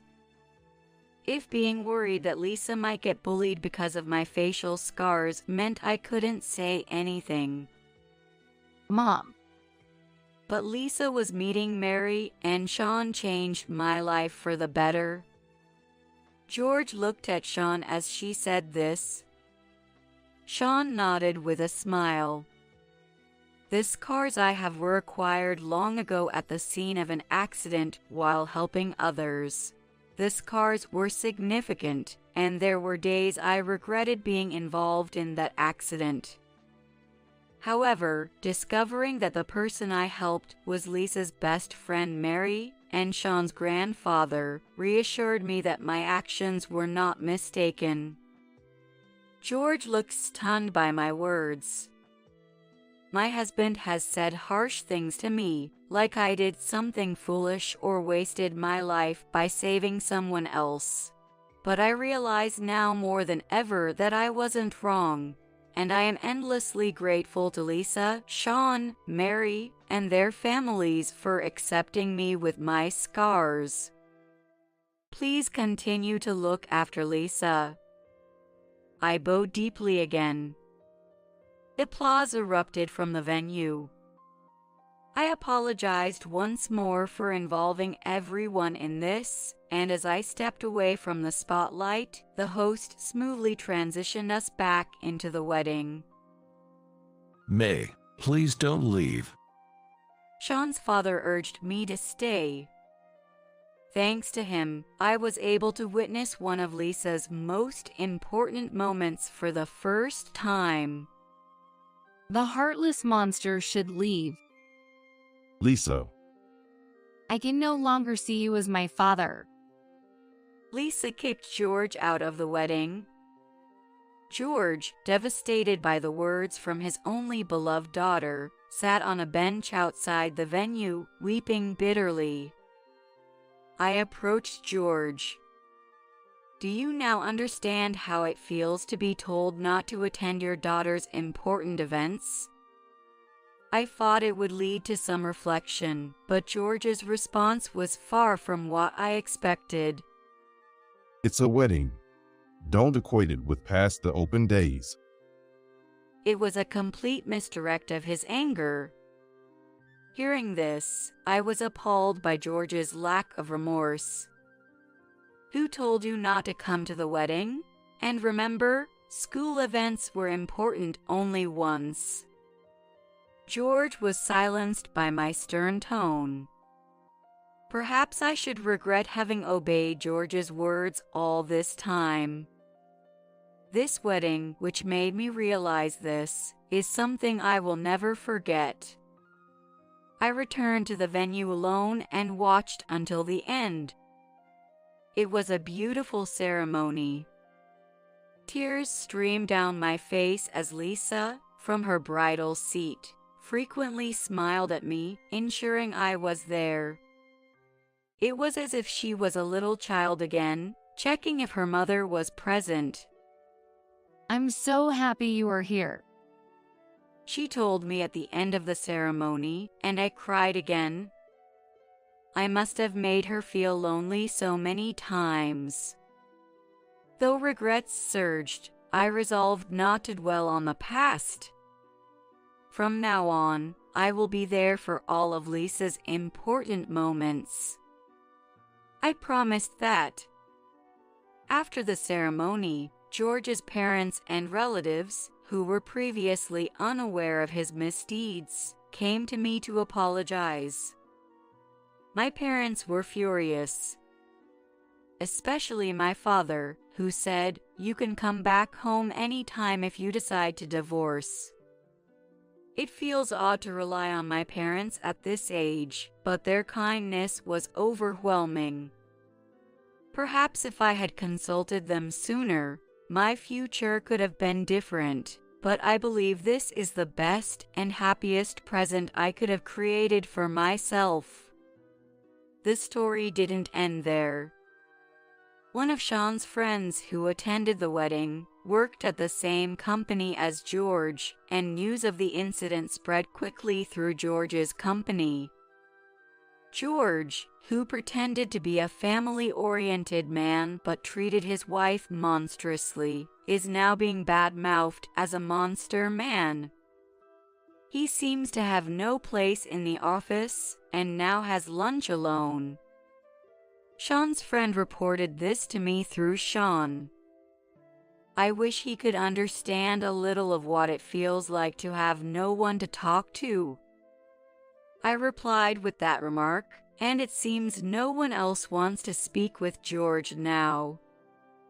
I thought to myself, serves him right. I then prepared myself and told George I wanted a divorce. Divorce? Isn't that a bit drastic? You were planning to divorce me when I got burned, weren't you? I'm just saying what you wanted. That's... George refused to accept the divorce. He was probably a little scared, being alone at work, shunned by relatives and his daughter, and now me leaving as well. But I was determined not to be swayed by George any longer. The only thing you can do for me now is to let me be happy by divorcing. Having such a father might even mean Lisa gets mistreated. Cut ties with both me and Lisa. George slumped his shoulders at my words. Then I'll stay away from Lisa. So please reconsider the divorce. He pleaded with teary eyes, but I was firm in my decision. Lisa has asked me to live with her. I'll be moving out tomorrow. I left him clinging and slapped the filled-out divorce papers in front of him. George truly ended up alone. Now, even the neighbors keep their distance from him. Lisa told me she saw him buying a ready-made dinner at the supermarket, looking dejected after work. He let you handle all the hardships and just enjoyed the good parts. Now it's his turn to struggle a bit. Indeed, George can't clean, do laundry, or cook. The sin of not cherishing his wife was greater than he imagined. I am now living happily with my daughter and her husband. Lisa is pregnant and will become a mother next fall. My goal is to be a mother like you. Lisa said lovingly as she caressed her belly. When my baby is born, let's go to the kindergarten's all events together. What a wonderful invitation that was. I may be getting older and my tear ducts looser, but I nodded again, holding back tears. I can't get back the past, but I'm sure the future holds happiness. I've truly felt that. You are in the way, go to an orphanage. I don't have a mom, you know. My name is Emily Johnson. I'm in 5th grade, living with my dad and mom, just the 3 of us. My dad is super kind, always taking me out on his days off. My mom is normal when dad's around, but when he's not, she comes off as cold or indifferent, making it hard to talk to her sometimes. I'm off. See ya. My dad leaves for work early in the morning, just like any other day. I said goodbye as I ate my breakfast. Looking at the clock, it's almost time for me to head to school too. I ate my breakfast a little quickly because I had to change clothes soon, otherwise I would be late. Thanks for the meal. After finishing, I put my dishes in the sink and head back to my room to get dressed. Wait a minute. Mom calls out, stopping me in my tracks, pointing at the sink. Who's going to wash these? Her luck is cold, almost angry. Normally, I just get dressed and go to school, but I felt like that would make her mad this time. Okay, I'll wash them. I mutter, and suddenly she yells, "What? Speak up, I can't hear you." I freeze, feeling scared. But I knew I was in the wrong, so I apologized. "Sorry, I'll wash them." Of course, as you should. From now on, take care of your own stuff. Mom angrily threw her apron on the couch and went to her room. Realizing I should care for my own things, I washed the breakfast dishes and left for school. Talking with friends at school, the topic of parents came up.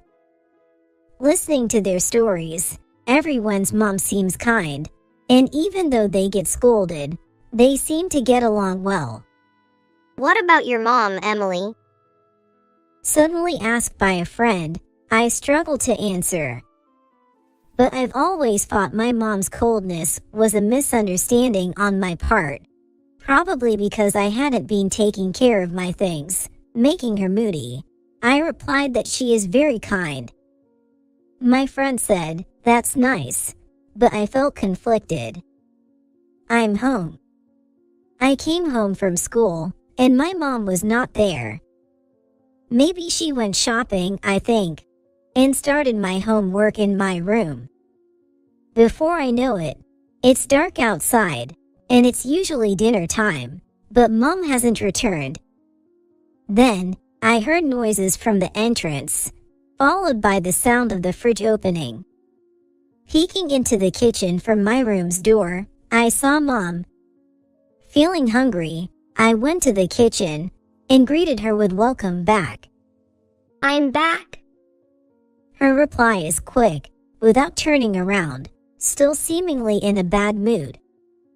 "What's for dinner today?" I laughed and asked her it. My mom's face was scary when she looked back.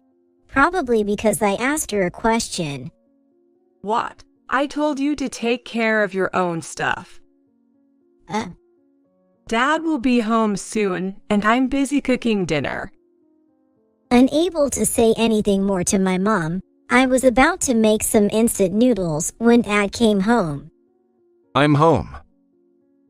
Hearing Dad's voice, Mom quickly took the instant noodles from my hands. I was confused about what to do, and Dad entered the kitchen. Oh. Are we just starting dinner? Seeing my kind Dad's face, I felt like crying. Welcome back. Today I got late going shopping, so I'm just making dinner now. Please wait a little longer, both you, Dad, and Emily. Mom's face softened. I wasn't sure if she was still mad, but the thought of eating dinner made by her made me happy. Later, we had dinner as a family and enjoyed playing games with Dad. I guess Mom was just in a bad mood. I fell asleep thinking that if I took care of my things properly, there wouldn't be any more reasons for her to get angry.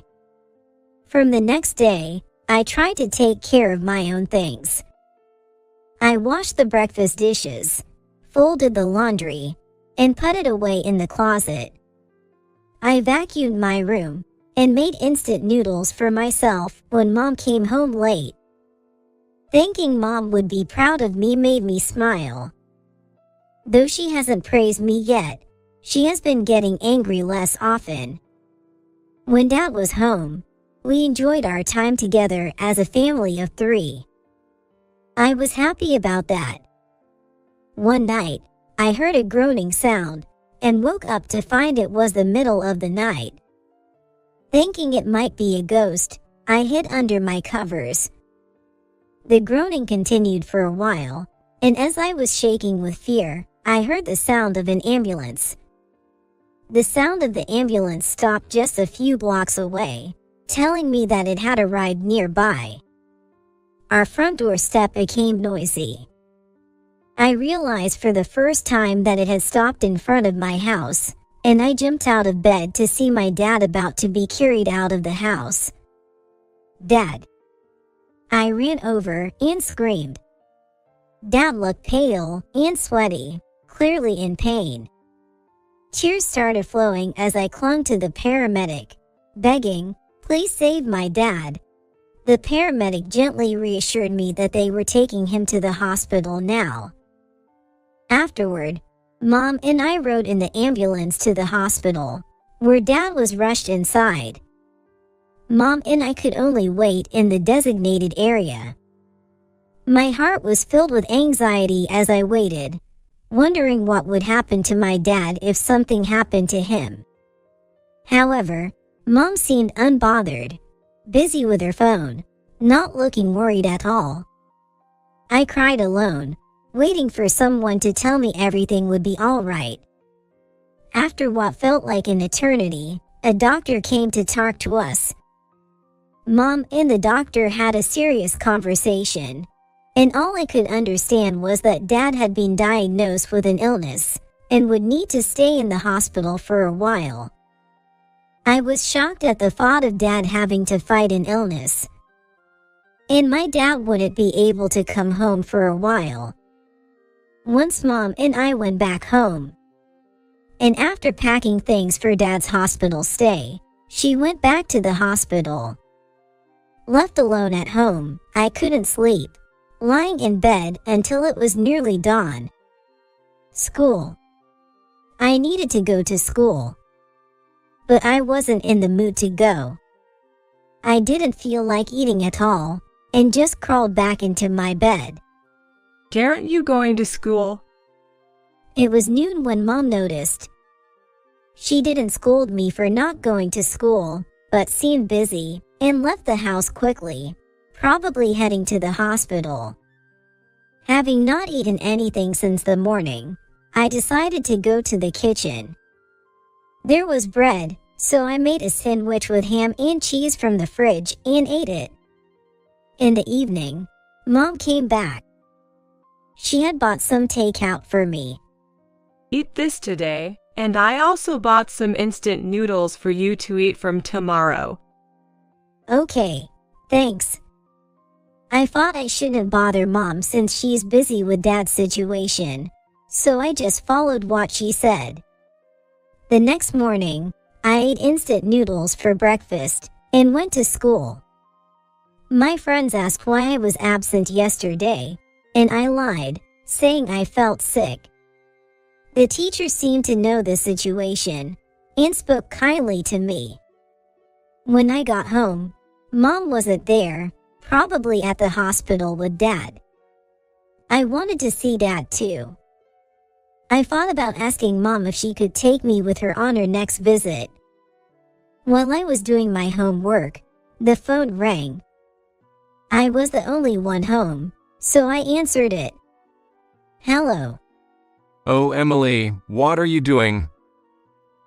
It was Dad on the phone, and hearing his voice made me tear up. Dad, are you okay? I want to see you. My dad laughed softly when he heard my cries. Sorry for worrying you. I'm okay now. I'd love to see you too. It'd be nice if you and Mom could come visit. Yeah, I'll ask Mom. Okay. Anyway, is Mom there? I was puzzled by Dad's question. Mom wasn't home. I had assumed she was at the hospital. Mom's not here. Isn't she at the hospital? Hearing that, Dad seemed to realize something and spoke evasively. All right, she just left. She should be back soon. Emily, are you managing to eat? Yeah. Mom bought some instant noodles and stuff. After I said that, Dad went silent for a moment, then changed the subject. After talking to Dad for a while, I heard the front door open, so I told him Mom had just come home.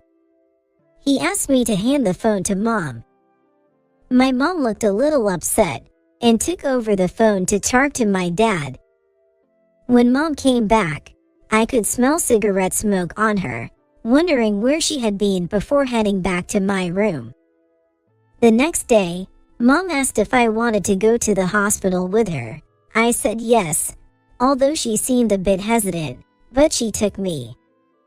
Seeing Dad after a long time. He was connected to an drip, but smiled as soon as he saw me. Emily, you came to see me. I hugged Dad. Seeing him looking well made me almost cry, but I was so happy to see him. After talking with Dad for a while, Mom said it was time to leave, and reluctantly, I left the hospital room. Turning back, Dad was smiling and waving at me, telling me to come again. But little did I know that would be our last conversation. Dad's condition suddenly worsened, and he passed away quickly. I couldn't believe that my dad was gone, so I did as my mom asked, and put on my black clothes, and went to the funeral site. Many people came to my dad's funeral to say their goodbyes. Seeing Mom handle everything so calmly made me wonder if Dad was really gone. While I was spacing out at the edge of the venue, someone spoke to me. Hey, aren't you Emily? I turned around to find a woman who looked a bit like Yum standing behind me. Well. I was confused about who she was when she sat down next to me. It's been so long. I'm your aunt, your dad's younger sister. Now that she mentioned it, she did resemble my dad. I didn't remember having an aunt, but I recall Dad talking about his sister. My aunt. Yes, your aunt? I look like your dad, right? She smiled, looking just like Dad. And then she suddenly hugged me. It's okay to cry. You've been strong, Emily. I hadn't realized I was crying until she spoke, and her words made me cry even more. It felt like the first time I truly understood that I wouldn't see Dad again. After my aunt comforted me, I thanked her and went to get a drink. When I entered the room, my mom was there, looked at my sobbing face, and said, "What? Did you cry? What an embarrassing face." Mom's cold words hurt me. "Aren't you sad, Mom?" I couldn't help but ask, seeing that she didn't seem sad at all. "There's no point in being sad. He's gone." I shivered at Mom's cold response. I thought we had fun and laughed together as a family of 3, but I wondered if Mom disliked Dad. While I was frozen, my aunt came over. "Oh my sister-in-law, it's been a while." My aunt greeted her with a smile, and Mom's expression changed. "Oh, it has been a while." "Need any help?" "No, there's nothing." Well, Emily, let's go over there with me." My aunt took my hand and led me out of the room. It was clear from Mom's face that she wasn't fond of my aunt. I stayed with my aunt until the funeral was over. "Emily, it's time to go home." A while after the funeral ended, Mom came to pick me up. My aunt had been holding my hand but let go so I could leave. She looked a bit sad. "Emily, see you again." "Yeah, see you." As I reluctantly left with Mom, an unfamiliar car stopped. "Sorry to keep you waiting." It seemed to be someone Mom knew, as she opened the car door. A man I didn't recognize was driving, and I instinctively hesitated to get in. "Don't dawdle, get in." Mom's tone, unlike any I'd heard before, made me reluctantly get into the car. The car drove in the opposite direction of our house, and I watched the passing scenery outside. I was feeling a bit scared of not knowing where we were going. "We're here. Hurry up and get out of the car." I was dropped off in front of a large building, surrounded by an area completely unfamiliar to me. "Mom, where is this?" As I asked, Mom lit a cigarette and said, "You are in the way, go to an orphanage." "What did you say?" Before I could understand what was happening, Mom and the unfamiliar man drove away, leaving me behind. I tried to chase after the car but quickly realized I couldn't catch up, and I gave up when I fell. Not knowing where to go, I headed back to where I was left, and a car stopped beside me. The window rolled down, and it was my aunt in the driver's seat. "I never thought it would come to this. Emily, get in." Feeling relieved to see my aunt, I hurried into the car. She patted my head, and I started to cry quietly. "How many times are you going to cry today? Poor girl." We drove to a house that seemed to be my aunt's. When I entered the house, I heard a man's voice saying welcome home. I instinctively hid behind my aunt, who laughed and assured me it was okay. Peeking out, I saw a young man standing there, smiling at me. "I am sorry, scared you, huh? I'm her husband, so I guess I'm your uncle." He offered his hand for a handshake. His kind face reassured me, and I shook his hand and smiled back. "You must be hungry, right? Dinner's ready. You won't grow if you don't eat up." "Stop it. What are you, her mom?" Listening to their cheerful banter, I couldn't help but laugh. Then my stomach rumbled, and the two of them laughed at me when I was embarrassed and shy. For the first time in a while, I enjoyed my dinner. After dinner, they let me take a shower, and even prepared pajamas for me. Then, invited into the living room, I found they had prepared hot milk for me. "Hot milk, really? You're not too old for that, are you, Emily?" "Hey, Elementary school kids love hot milk, right or not? Their conversation felt so comfortable and made me laugh, and they joined in. They laughed along with me. Then she asked me to sit down to talk, and when I sit down in front of the hot milk, my aunt begins to talk. Hey, Emily, how about you being adopted by us? I was about to drink my milk when I choked on those words. Cough, cough, what? Sorry. I guess that was a bit sudden. My uncle patted my back, while my aunt laughed. You become our kid. You don't want to go back to that kind of mom, do you? I pondered my aunt's words. I didn't hate my mom. But thinking about everything at home, Dad, and being left behind, honestly, I was scared to go back to Mom. Actually, your dad had talked to us. What? I was surprised they mentioned my dad. Then my aunt explained in detail. The man with Mom was her affair partner, and Dad had known about Mom's infidelity. He was really worried about me. When Dad's illness was discovered, and it seemed he might not have long left, he asked my aunt and uncle to take care of me after he was gone. Hearing this, I couldn't stop crying, wishing more than anything to see my dad again. Your dad cared about you so much. He loved you dearly. My aunt said, comforting me with a warm hand. I silently thanked my dad in my heart. My beloved dad. The dad you always played with me. I decided I wanted to be strong, for my dad's sake. I want to stay with you, aunt and uncle. I said so, and they were both so happy to hear it. I need various procedures to stay with them officially, and it might take a while, but they assured me it's okay to stay with them in the meantime.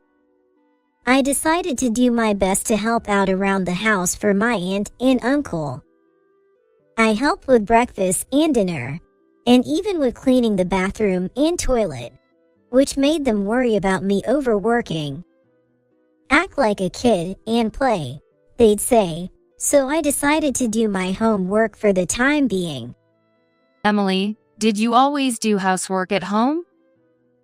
My aunt asked me about it during dinner. When I nodded, my uncle hugged me.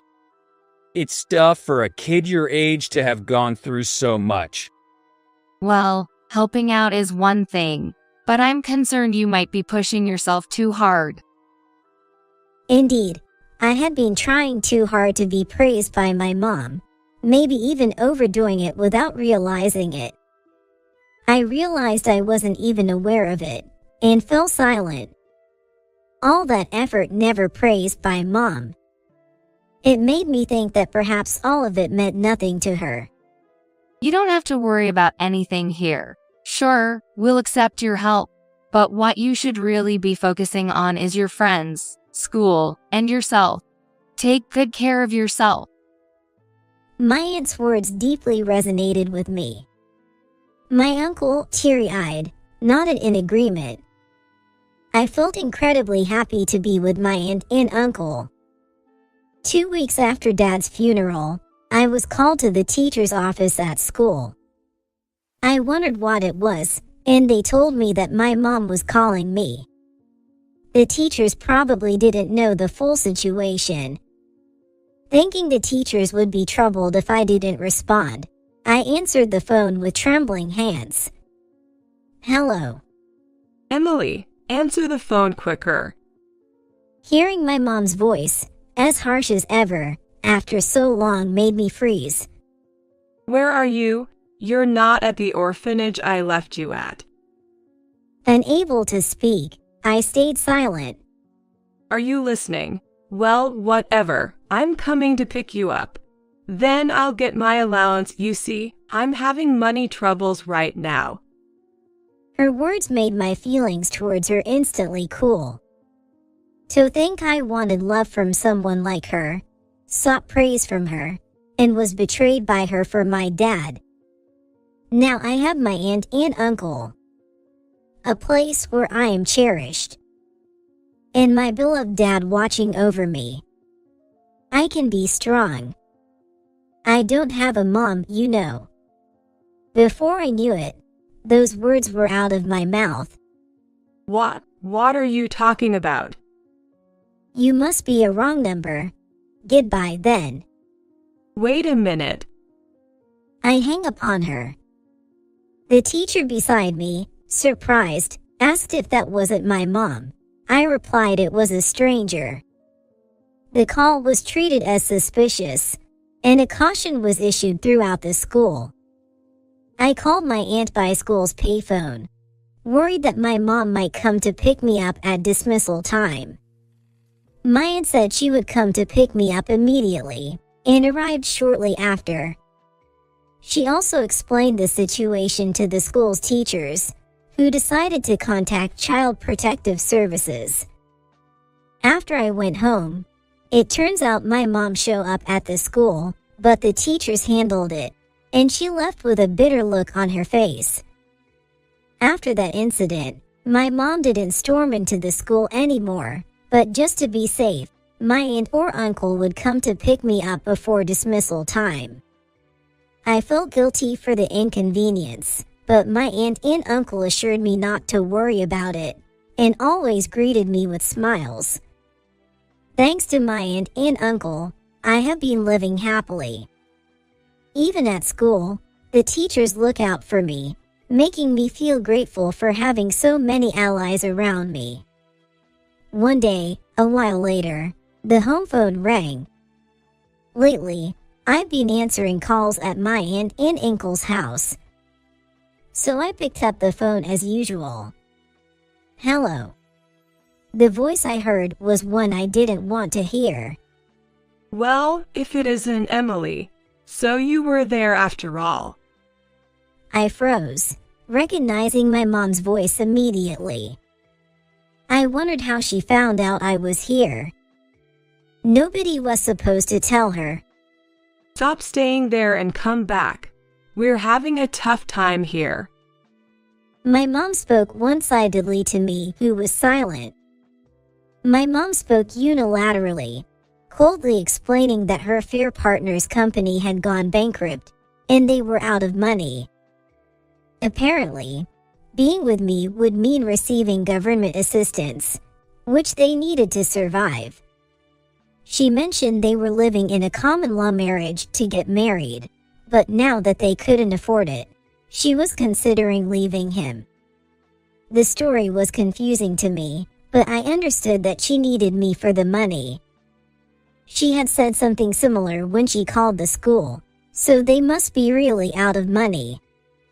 As I remained silent, my mom's frustration grew. Just as she started yelling, the phone was gently taken from me. I turned around in surprise to see my aunt, who gave me a reassuring smile.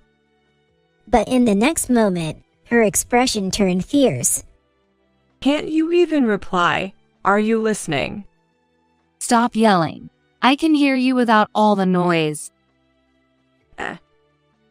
My mom's voice faded away from the other end of the phone. My heart was racing. Aren't you ashamed using your daughter for money?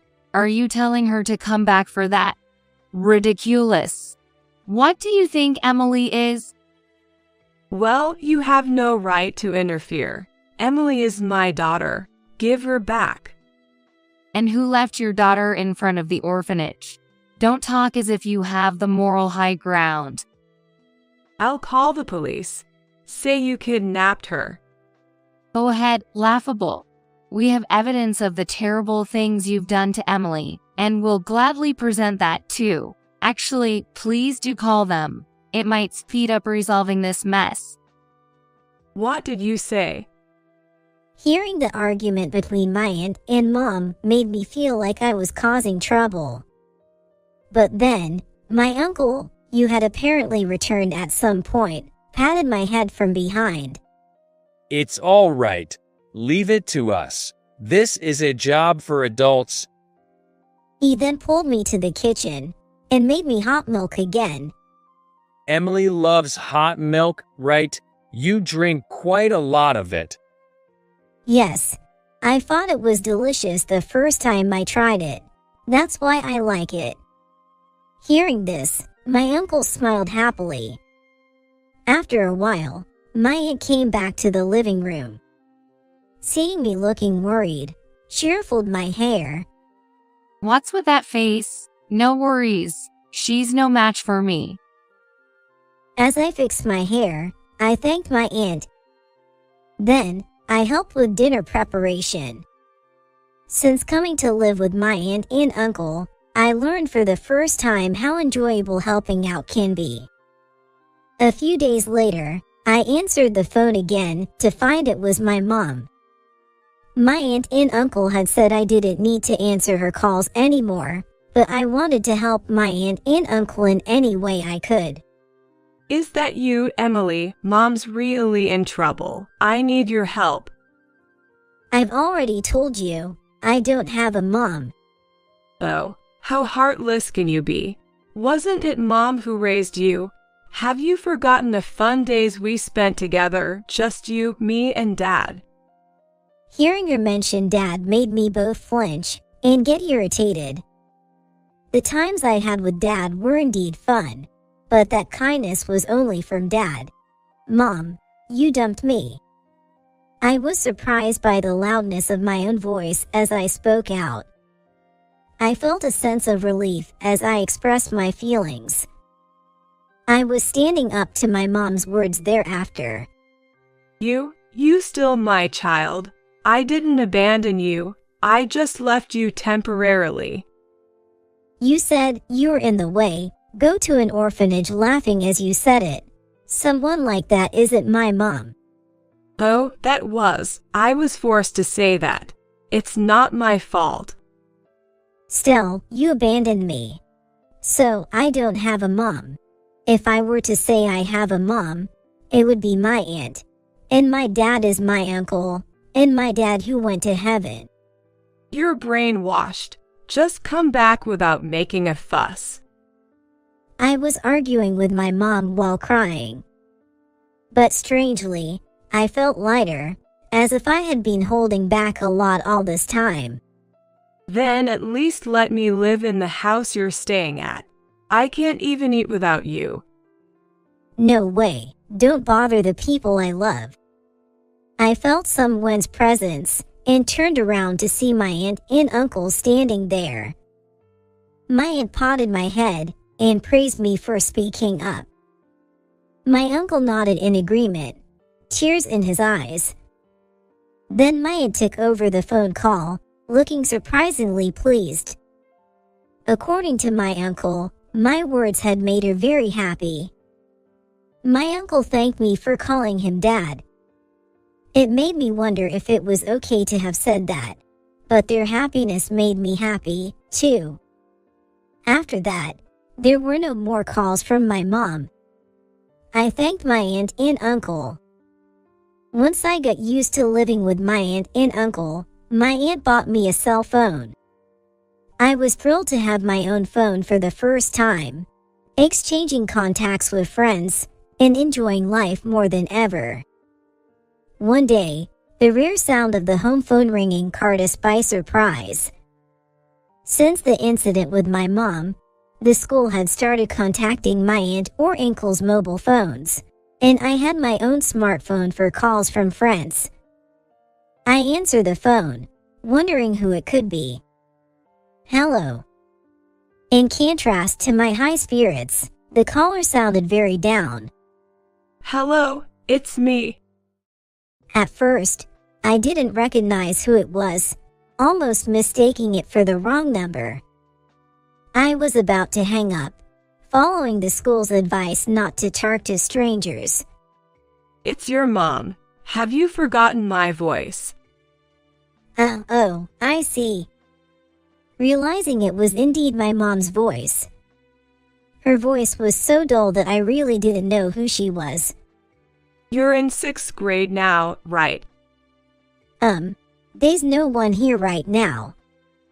When I said that, my mom started to cry. I didn't hang up, wondering what I should do. Actually, I'm in the hospital. I got sick. Really? Hearing that my mom was hospitalized, I was reminded of my dad. Now, remembering him doesn't make me sad anymore. Instead, I feel energized by all the good memories he gave me. I have no one to take care of me. So, can you look after me? Plus, the hospital bills are piling up. I can't pay them. Could you ask your aunt for me? Say something, Emily. Why do I have to take care of someone else who is not my family? I also refuse to pay for your hospital bills. I won't tell my aunt and uncle. You don't get cocky. I'm still sick here. She has a lot of energy for being sick. My response to my mom being sick wasn't like when I heard about my dad's illness. My feelings towards my mom have truly cooled. No matter what she says, I no longer feel fear. But that doesn't mean I want to say anything mean to her. I just pity her. I hope never to become like her as I grow up. I was surprised by my own cold response. I got a cell phone. We hardly use the home phone anymore, and it might even be gone soon. So, this is really goodbye. My mom panicked at that. Don't say that, please. Then, give me your mobile number. I can't do that. There's really no one to take care of me. No one to support me financially. Well, I'll make sure to contact someone who might take care of you. My mom misunderstood my words and sounded a bit hopeful. I sighed at her hopeful tone, asked for the hospital's name, and hung up. I asked for the hospital's name and hung up. Then, I immediately contacted my aunt. After explaining what happened, my aunt was concerned but praised me for handling it well. And when I asked for a favor, my aunt agreed and immediately contacted someone likely to take care of my mom. A few days later, I noticed the home phone ringing persistently. Assuming it was probably my mom, I chose not to answer. The ringing continued into the night, even after my aunt and uncle came home. When I mentioned the constant ringing, my aunt sighed and answered the phone. As expected, it was my mom, and my aunt ended up in a battle with her. My mom kept demanding to talk to me, but my aunt refused it. I heard my mom panicking from the phone, saying she didn't expect her brother to come, questioning why you contacted her brother. The person I asked my aunt to contact was my mom's brother. I remembered my mom mentioning how much she disliked her own brother. My mom's brother was a very stubborn, righteous, and passionate person. Therefore, my mom's affair was outrageous to him. Furious upon hearing the story from my aunt, he had said he would come right away. Their reunion after several years turned out to be a disaster. It was directing my mom's anger towards us. My aunt was battling with my mom, but unusually my uncle told my aunt to take over for him. My uncle is very kind, so I wondered if he could handle my mom, but as soon as he took the phone, his expression turned serious. When he gets mad, he's scarier than me. My aunt whispered to me secretly. Hey, cut the crap. If you really want to talk that much, I'll come over. I'll make you apologize in front of Emily. Sick or not, I don't care. Be ready. My uncle yelled, and with a squeak, she hung up the phone. She hung up. After the call ended, my uncle returned to his usual self, smiling as if nothing had happened. What they say about people who rarely get angry, being the scariest when they do, is true. Afterward, my mom was forcibly taken to her brother's house. It turns out her illness was something that could be cured quickly, and she was able to leave the hospital soon after. My mom, who had anticipated a luxurious life with her affair partner, was now helping with farm work at her brother's place, much to her dismay. She initially resisted the farm work, but ended up working begrudgingly after being scolded by her brother. Of course, she could no longer afford brand name shopping, and was wearing hand-me-downs from the villagers. As for me, the legal procedures were completed, and I officially became the child of my aunt and uncle. They threw a celebration party for me, and I laughed more than I ever thought possible. And to my delight, I found out that I would be getting a little brother or sister next year. I'm so happy and excited. Cherish my family. That's what I truly believe from the bottom of my heart. This is an upscale residential neighborhood. What are you doing here? We live in that high-rise over there. This area isn't for people like you. I ran into my ex, who cheated on me with a rich, young woman, and they both looked down on me again. You're still plain and poor looking.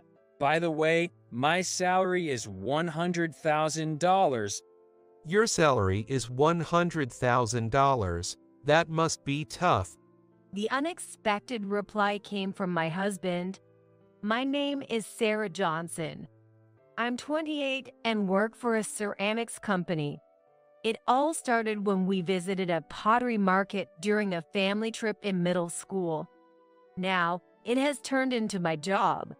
While I'm happy to have turned my passion into my profession, I've thought being single might not be so bad. But life is unpredictable.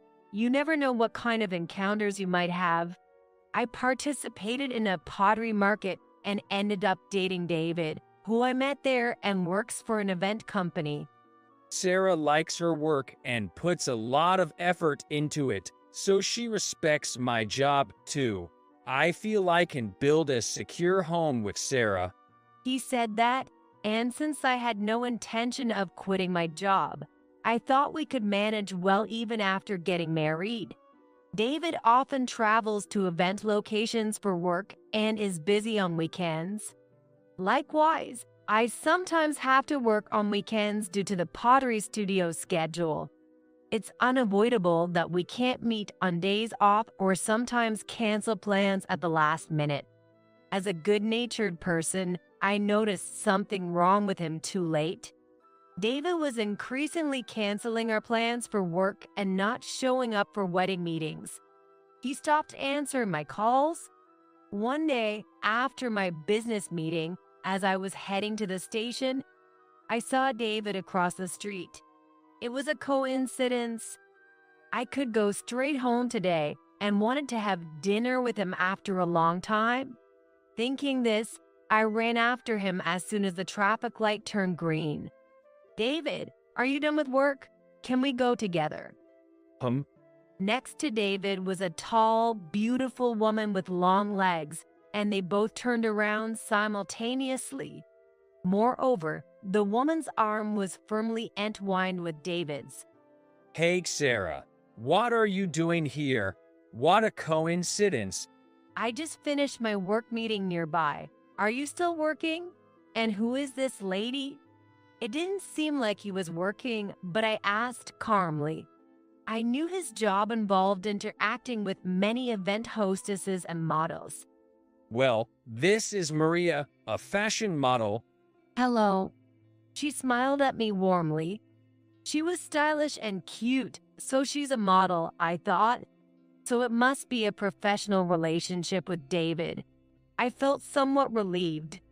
I didn't like seeing them arm in arm the whole time, but maybe that's normal for someone in her line of work.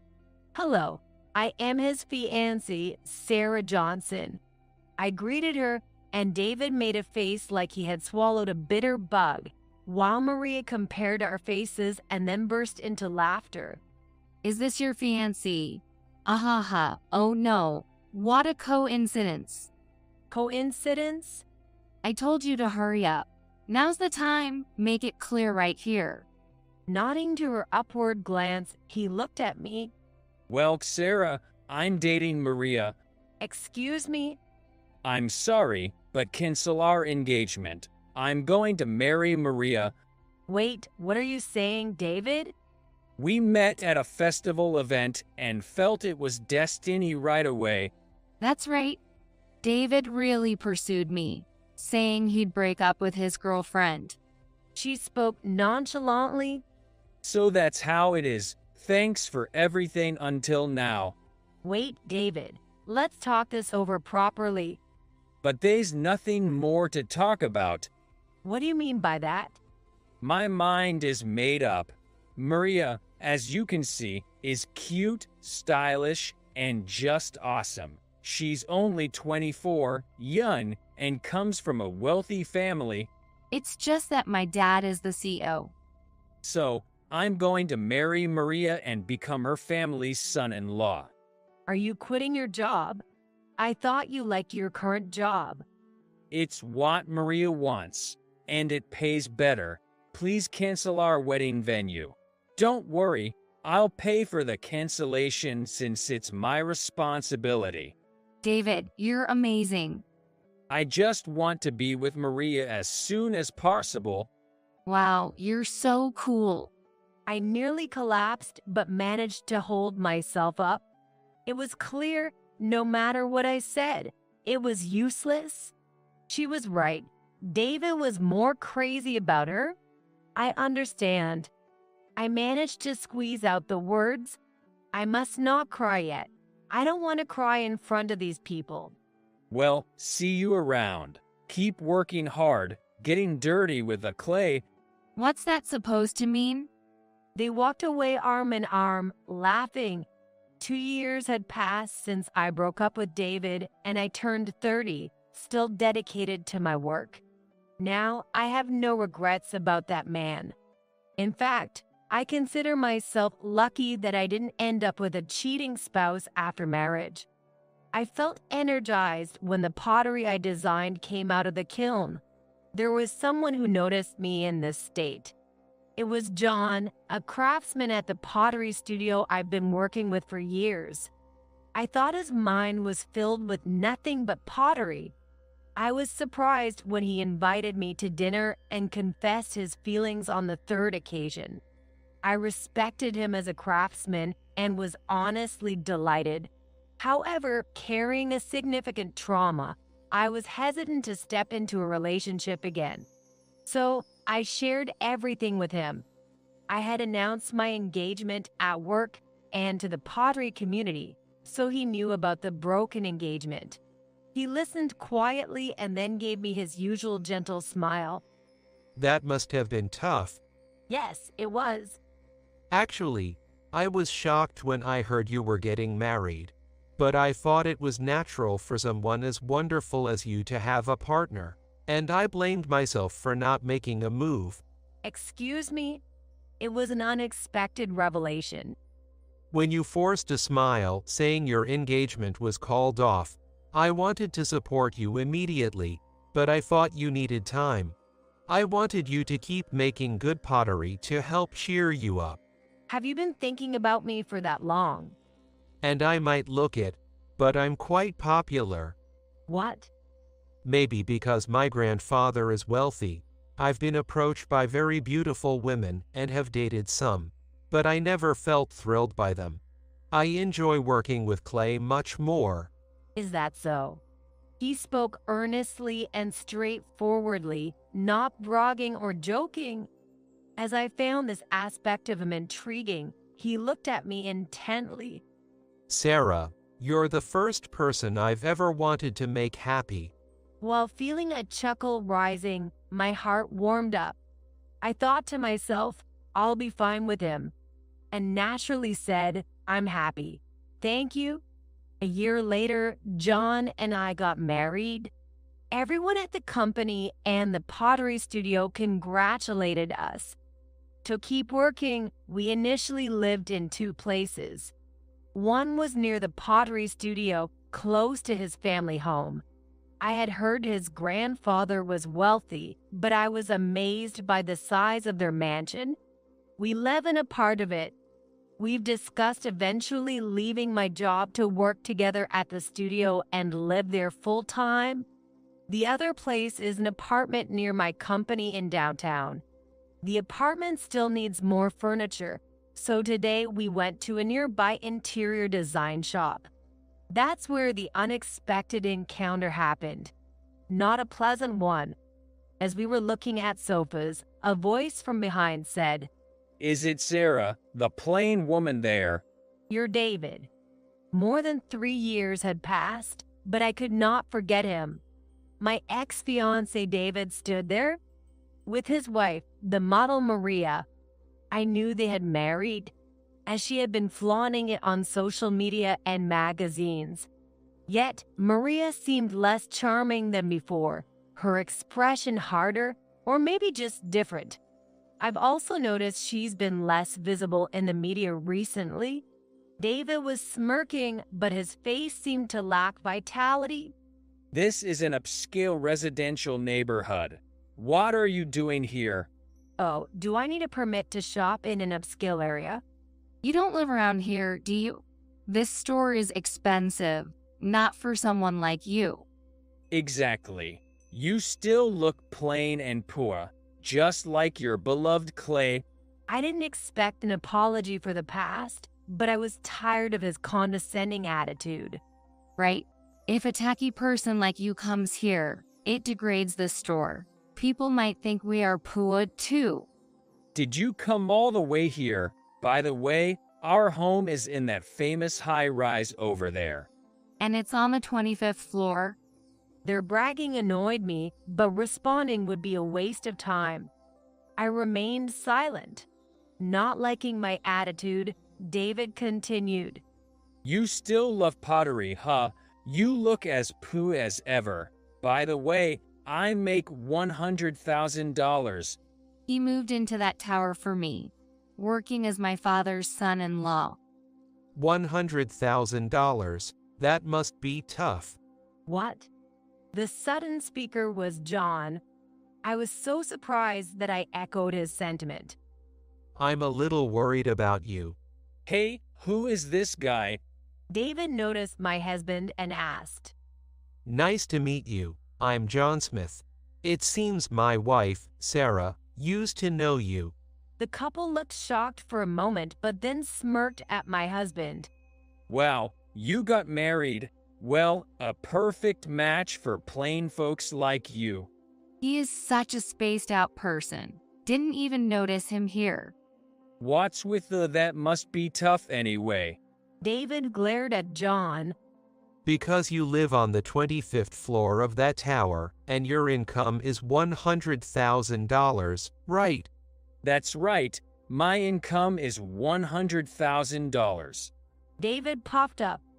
Seeing you all decked out in brand names, I can't help but worry. No offense.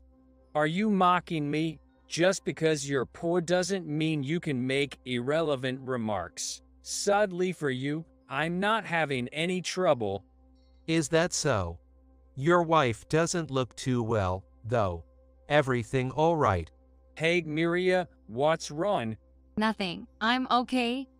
You wouldn't understand. A number like $100,000 is out of your league. What about you, making $10 an hour? No, I'm not on an hourly wage. I'm not employed in the traditional sense. I stay at home. So, you're unemployed. Sarah got married only to be someone's cash cow. Wait, that's not right. Please don't insult my precious Sarah. A freeloader husband has to defend his wife, I guess. You're jobless and yet so weird. They continued to look down on us, misunderstanding the situation. Sarah, let's go. We shouldn't bother with these people who have no future. Yes, let's leave. John took my hand, and we walked away from there. Pathetic losers. Don't come around here anymore. Don't pretend to be locals. We live in the President Tower. As my husband responded, the two burst into laughter. Don't lie because you're so upset. Everyone knows the name because it's super famous. The highest around here. No way a jobless person could live there. Ignoring their loud laughter, we walked away. I can't believe we met them here. I'm so sorry, John. While walking, I apologized to him. Perhaps it was rude of me to worry about their finances upon our first meeting. This is why people say I can't read between the lines. Maybe. I almost burst out laughing at my always serious husband's comment. Clearly, they were the rude ones. But living so close in that tower is annoying. What if we keep running into them? Our apartment was nearby. Their tower was one of our options, but I was really glad we chose differently. John reassured me. Don't worry, they won't be there for long. Why? Isn't that woman's family wealthy? Do you know their name? I do, but confused by what he meant, I just stared. A few days later, as my husband and I were leaving the entrance, we heard a sudden voice. Seriously, you really live here? David and his wife appeared before us, and my eyes widened. Why are you here? Help us. What's the matter? I'm being kicked out of that tower. Oh, why is that? Because of unpaid rent. You haven't paid the rent? Well, that's understandable then. This really had nothing to do with us. Wait, they were patient with the payments until now, but suddenly they can't wait anymore, all because of your husband. Now Maria was the one shouting.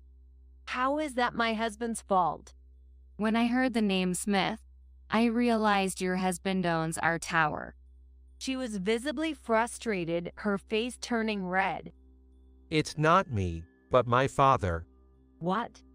It was originally owned by my grandfather, but I think it's in my father's name now.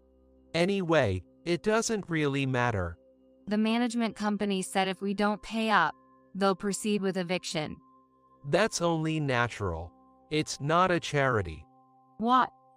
That's why I said it must be tough on a $100,000 income. What do you mean? David exclaimed. With a $100,000 income for a couple, you could live quite comfortably under normal circumstances. But the rent for the 25th floor there is $5,000 a month. Surely you didn't forget to include taxes in your calculations. Taxes? Besides, you both love your brand goods. It's crazy not to be in financial trouble. Maria, you were the one who wanted to live there. When did the rent get behind? We have a social circle in that high-rise. Luxury lunches, spa treatments, bags, jewelry. You need to have nice things or you won't be accepted. You could simply not associate with such people. I know it. Is keeping up appearances so important that you'd go into debt for it? Debt? David raised his voice. He was genuinely shocked. Didn't he notice anything? What do you mean we have unpaid rent and debts? That's the thing. It's tough being at the top among the high floors. As a model, I can afford to look shabby. There's hardly any modeling work for you now. Well, yes, but... So that was it. No wonder I hadn't seen her around lately. The industry seems tough, with new, young faces constantly coming in. As I murmured, Maria glared at me fiercely. Shut up, you plain woman. Damn it, Maria, you said you'd handle the finances, and you didn't even pay the rent. David confronted Maria angrily. Her family is wealthy, right? You always boasted about it. Why not ask them for help? I said with a hint of sarcasm. But her family's business has been struggling since last year, and they can't afford it. What are you? That's why you couldn't pay the rent, right? Maybe until now her family was helping out. Why do you know about my dad's company? Because my grandfather is the chairman of the Smith Group. Seriously, the Smith Group. So, you're a real rich man. David muttered in amazement. My father's company used to have dealings with yours, but not anymore. John continued calmly. My grandfather owns many apartments, both domestically and internationally. Then you should have said that when we met last time. One doesn't boast about such things. It's vulgar. What? Are you trying to get back at me? I didn't intend that, but it seems to have worked out that way. That's infuriating. Sorry about that. Don't apologize. It was almost like a comedy sketch. As I nearly laughed at their rapid exchange, Maria snapped. But that's not your money, right? You're just living off your grandfather's wealth. I set the record straight. John is a renowned potter. What? Some customers wait months for his ceramics. While creating high-demand items, he also produces affordable pieces at the pottery studio, and they sell out online. Really? My husband has never depended on his grandfather's money. Don't lump him with you. Though he has said he would help us if we ever needed it. John grinned, then turned serious again to address the couple. Normally, rent overdue for 3 months leads to contract termination and eviction, and if unpaid, forced eviction follows in another 2 to 3 months. That's also stated in your tower's contract, right? Maybe. They waited 5 months because they believed Maria's story. What do you mean? I heard that her husband is sick and has lost his income, so she was crying for the rent to wait. What, Maria? What the hell are you doing? But it was a lie, and there were debts from lavish spending. I've reported this to my father and grandfather. Why do you know about my debts? David was pale-faced, and Maria was nearly in tears. I looked into it myself. John said nonchalantly, I knew about the past from Sarah. We are happy now, and meeting them again was just a coincidence. So what's the problem then? But what did you say to Sarah upon this reunion? No apology, just looking down and insulting her. I couldn't forgive that. But I was genuinely worried about you. Living in that tower on a $100,000 income seemed concerning. Oh no. It's good that you found out before incurring more debt. John said this with a smile, leaving David and Maria speechless. What's with this air, acting all high and mighty? I admired his knack for speaking his mind. Yes, he's not being sarcastic. He's just speaking plainly. Is it because he's naturally a scion of a wealthy family, or is it just his personal character? I'm not entirely sure. I think it's more likely the latter. Hey Sarah, help me out, please. I'll apologize. Right? If you ask him, he'll surely help, won't he? Their sudden change of attitude was startling. Absolutely not. I also smiled sweetly, mimicking my husband. My smile was a bit mischievous. Your debt is none of my business. Exactly. Let's go, Sarah. Wait, don't go. Don't cut us off with a smile like that. Ignoring their cries, I walked away hand in hand with my husband. Eventually, David and Maria were evicted from the tower. Maria's father paid the overdue rent, but in return, she was disowned. Her family's business was in dire straits, and David's income had also decreased. Furious at her for wasting money just for show, her parents demanded she repay the borrowed rent and the debt they covered before returning home. Disillusioned, David was considering divorce, partly blaming his own indulgence and financial negligence. Maria, it turned out, had secretly borrowed money from dubious sources, now pursued by shady debt collectors. Meanwhile, my husband and I were discussing the next designs for our new pottery series, well received in the market. Items for family use, for partners to share, and for personal relaxation time. We want to gradually expand our range to accompany each aspect of life. Sarah, what do you think about the color here? Please take a look. Sure. I dream that one day our future children will also enjoy meals on the pottery my husband makes. Today, in our beloved studio, we are surrounded by the scent of clay.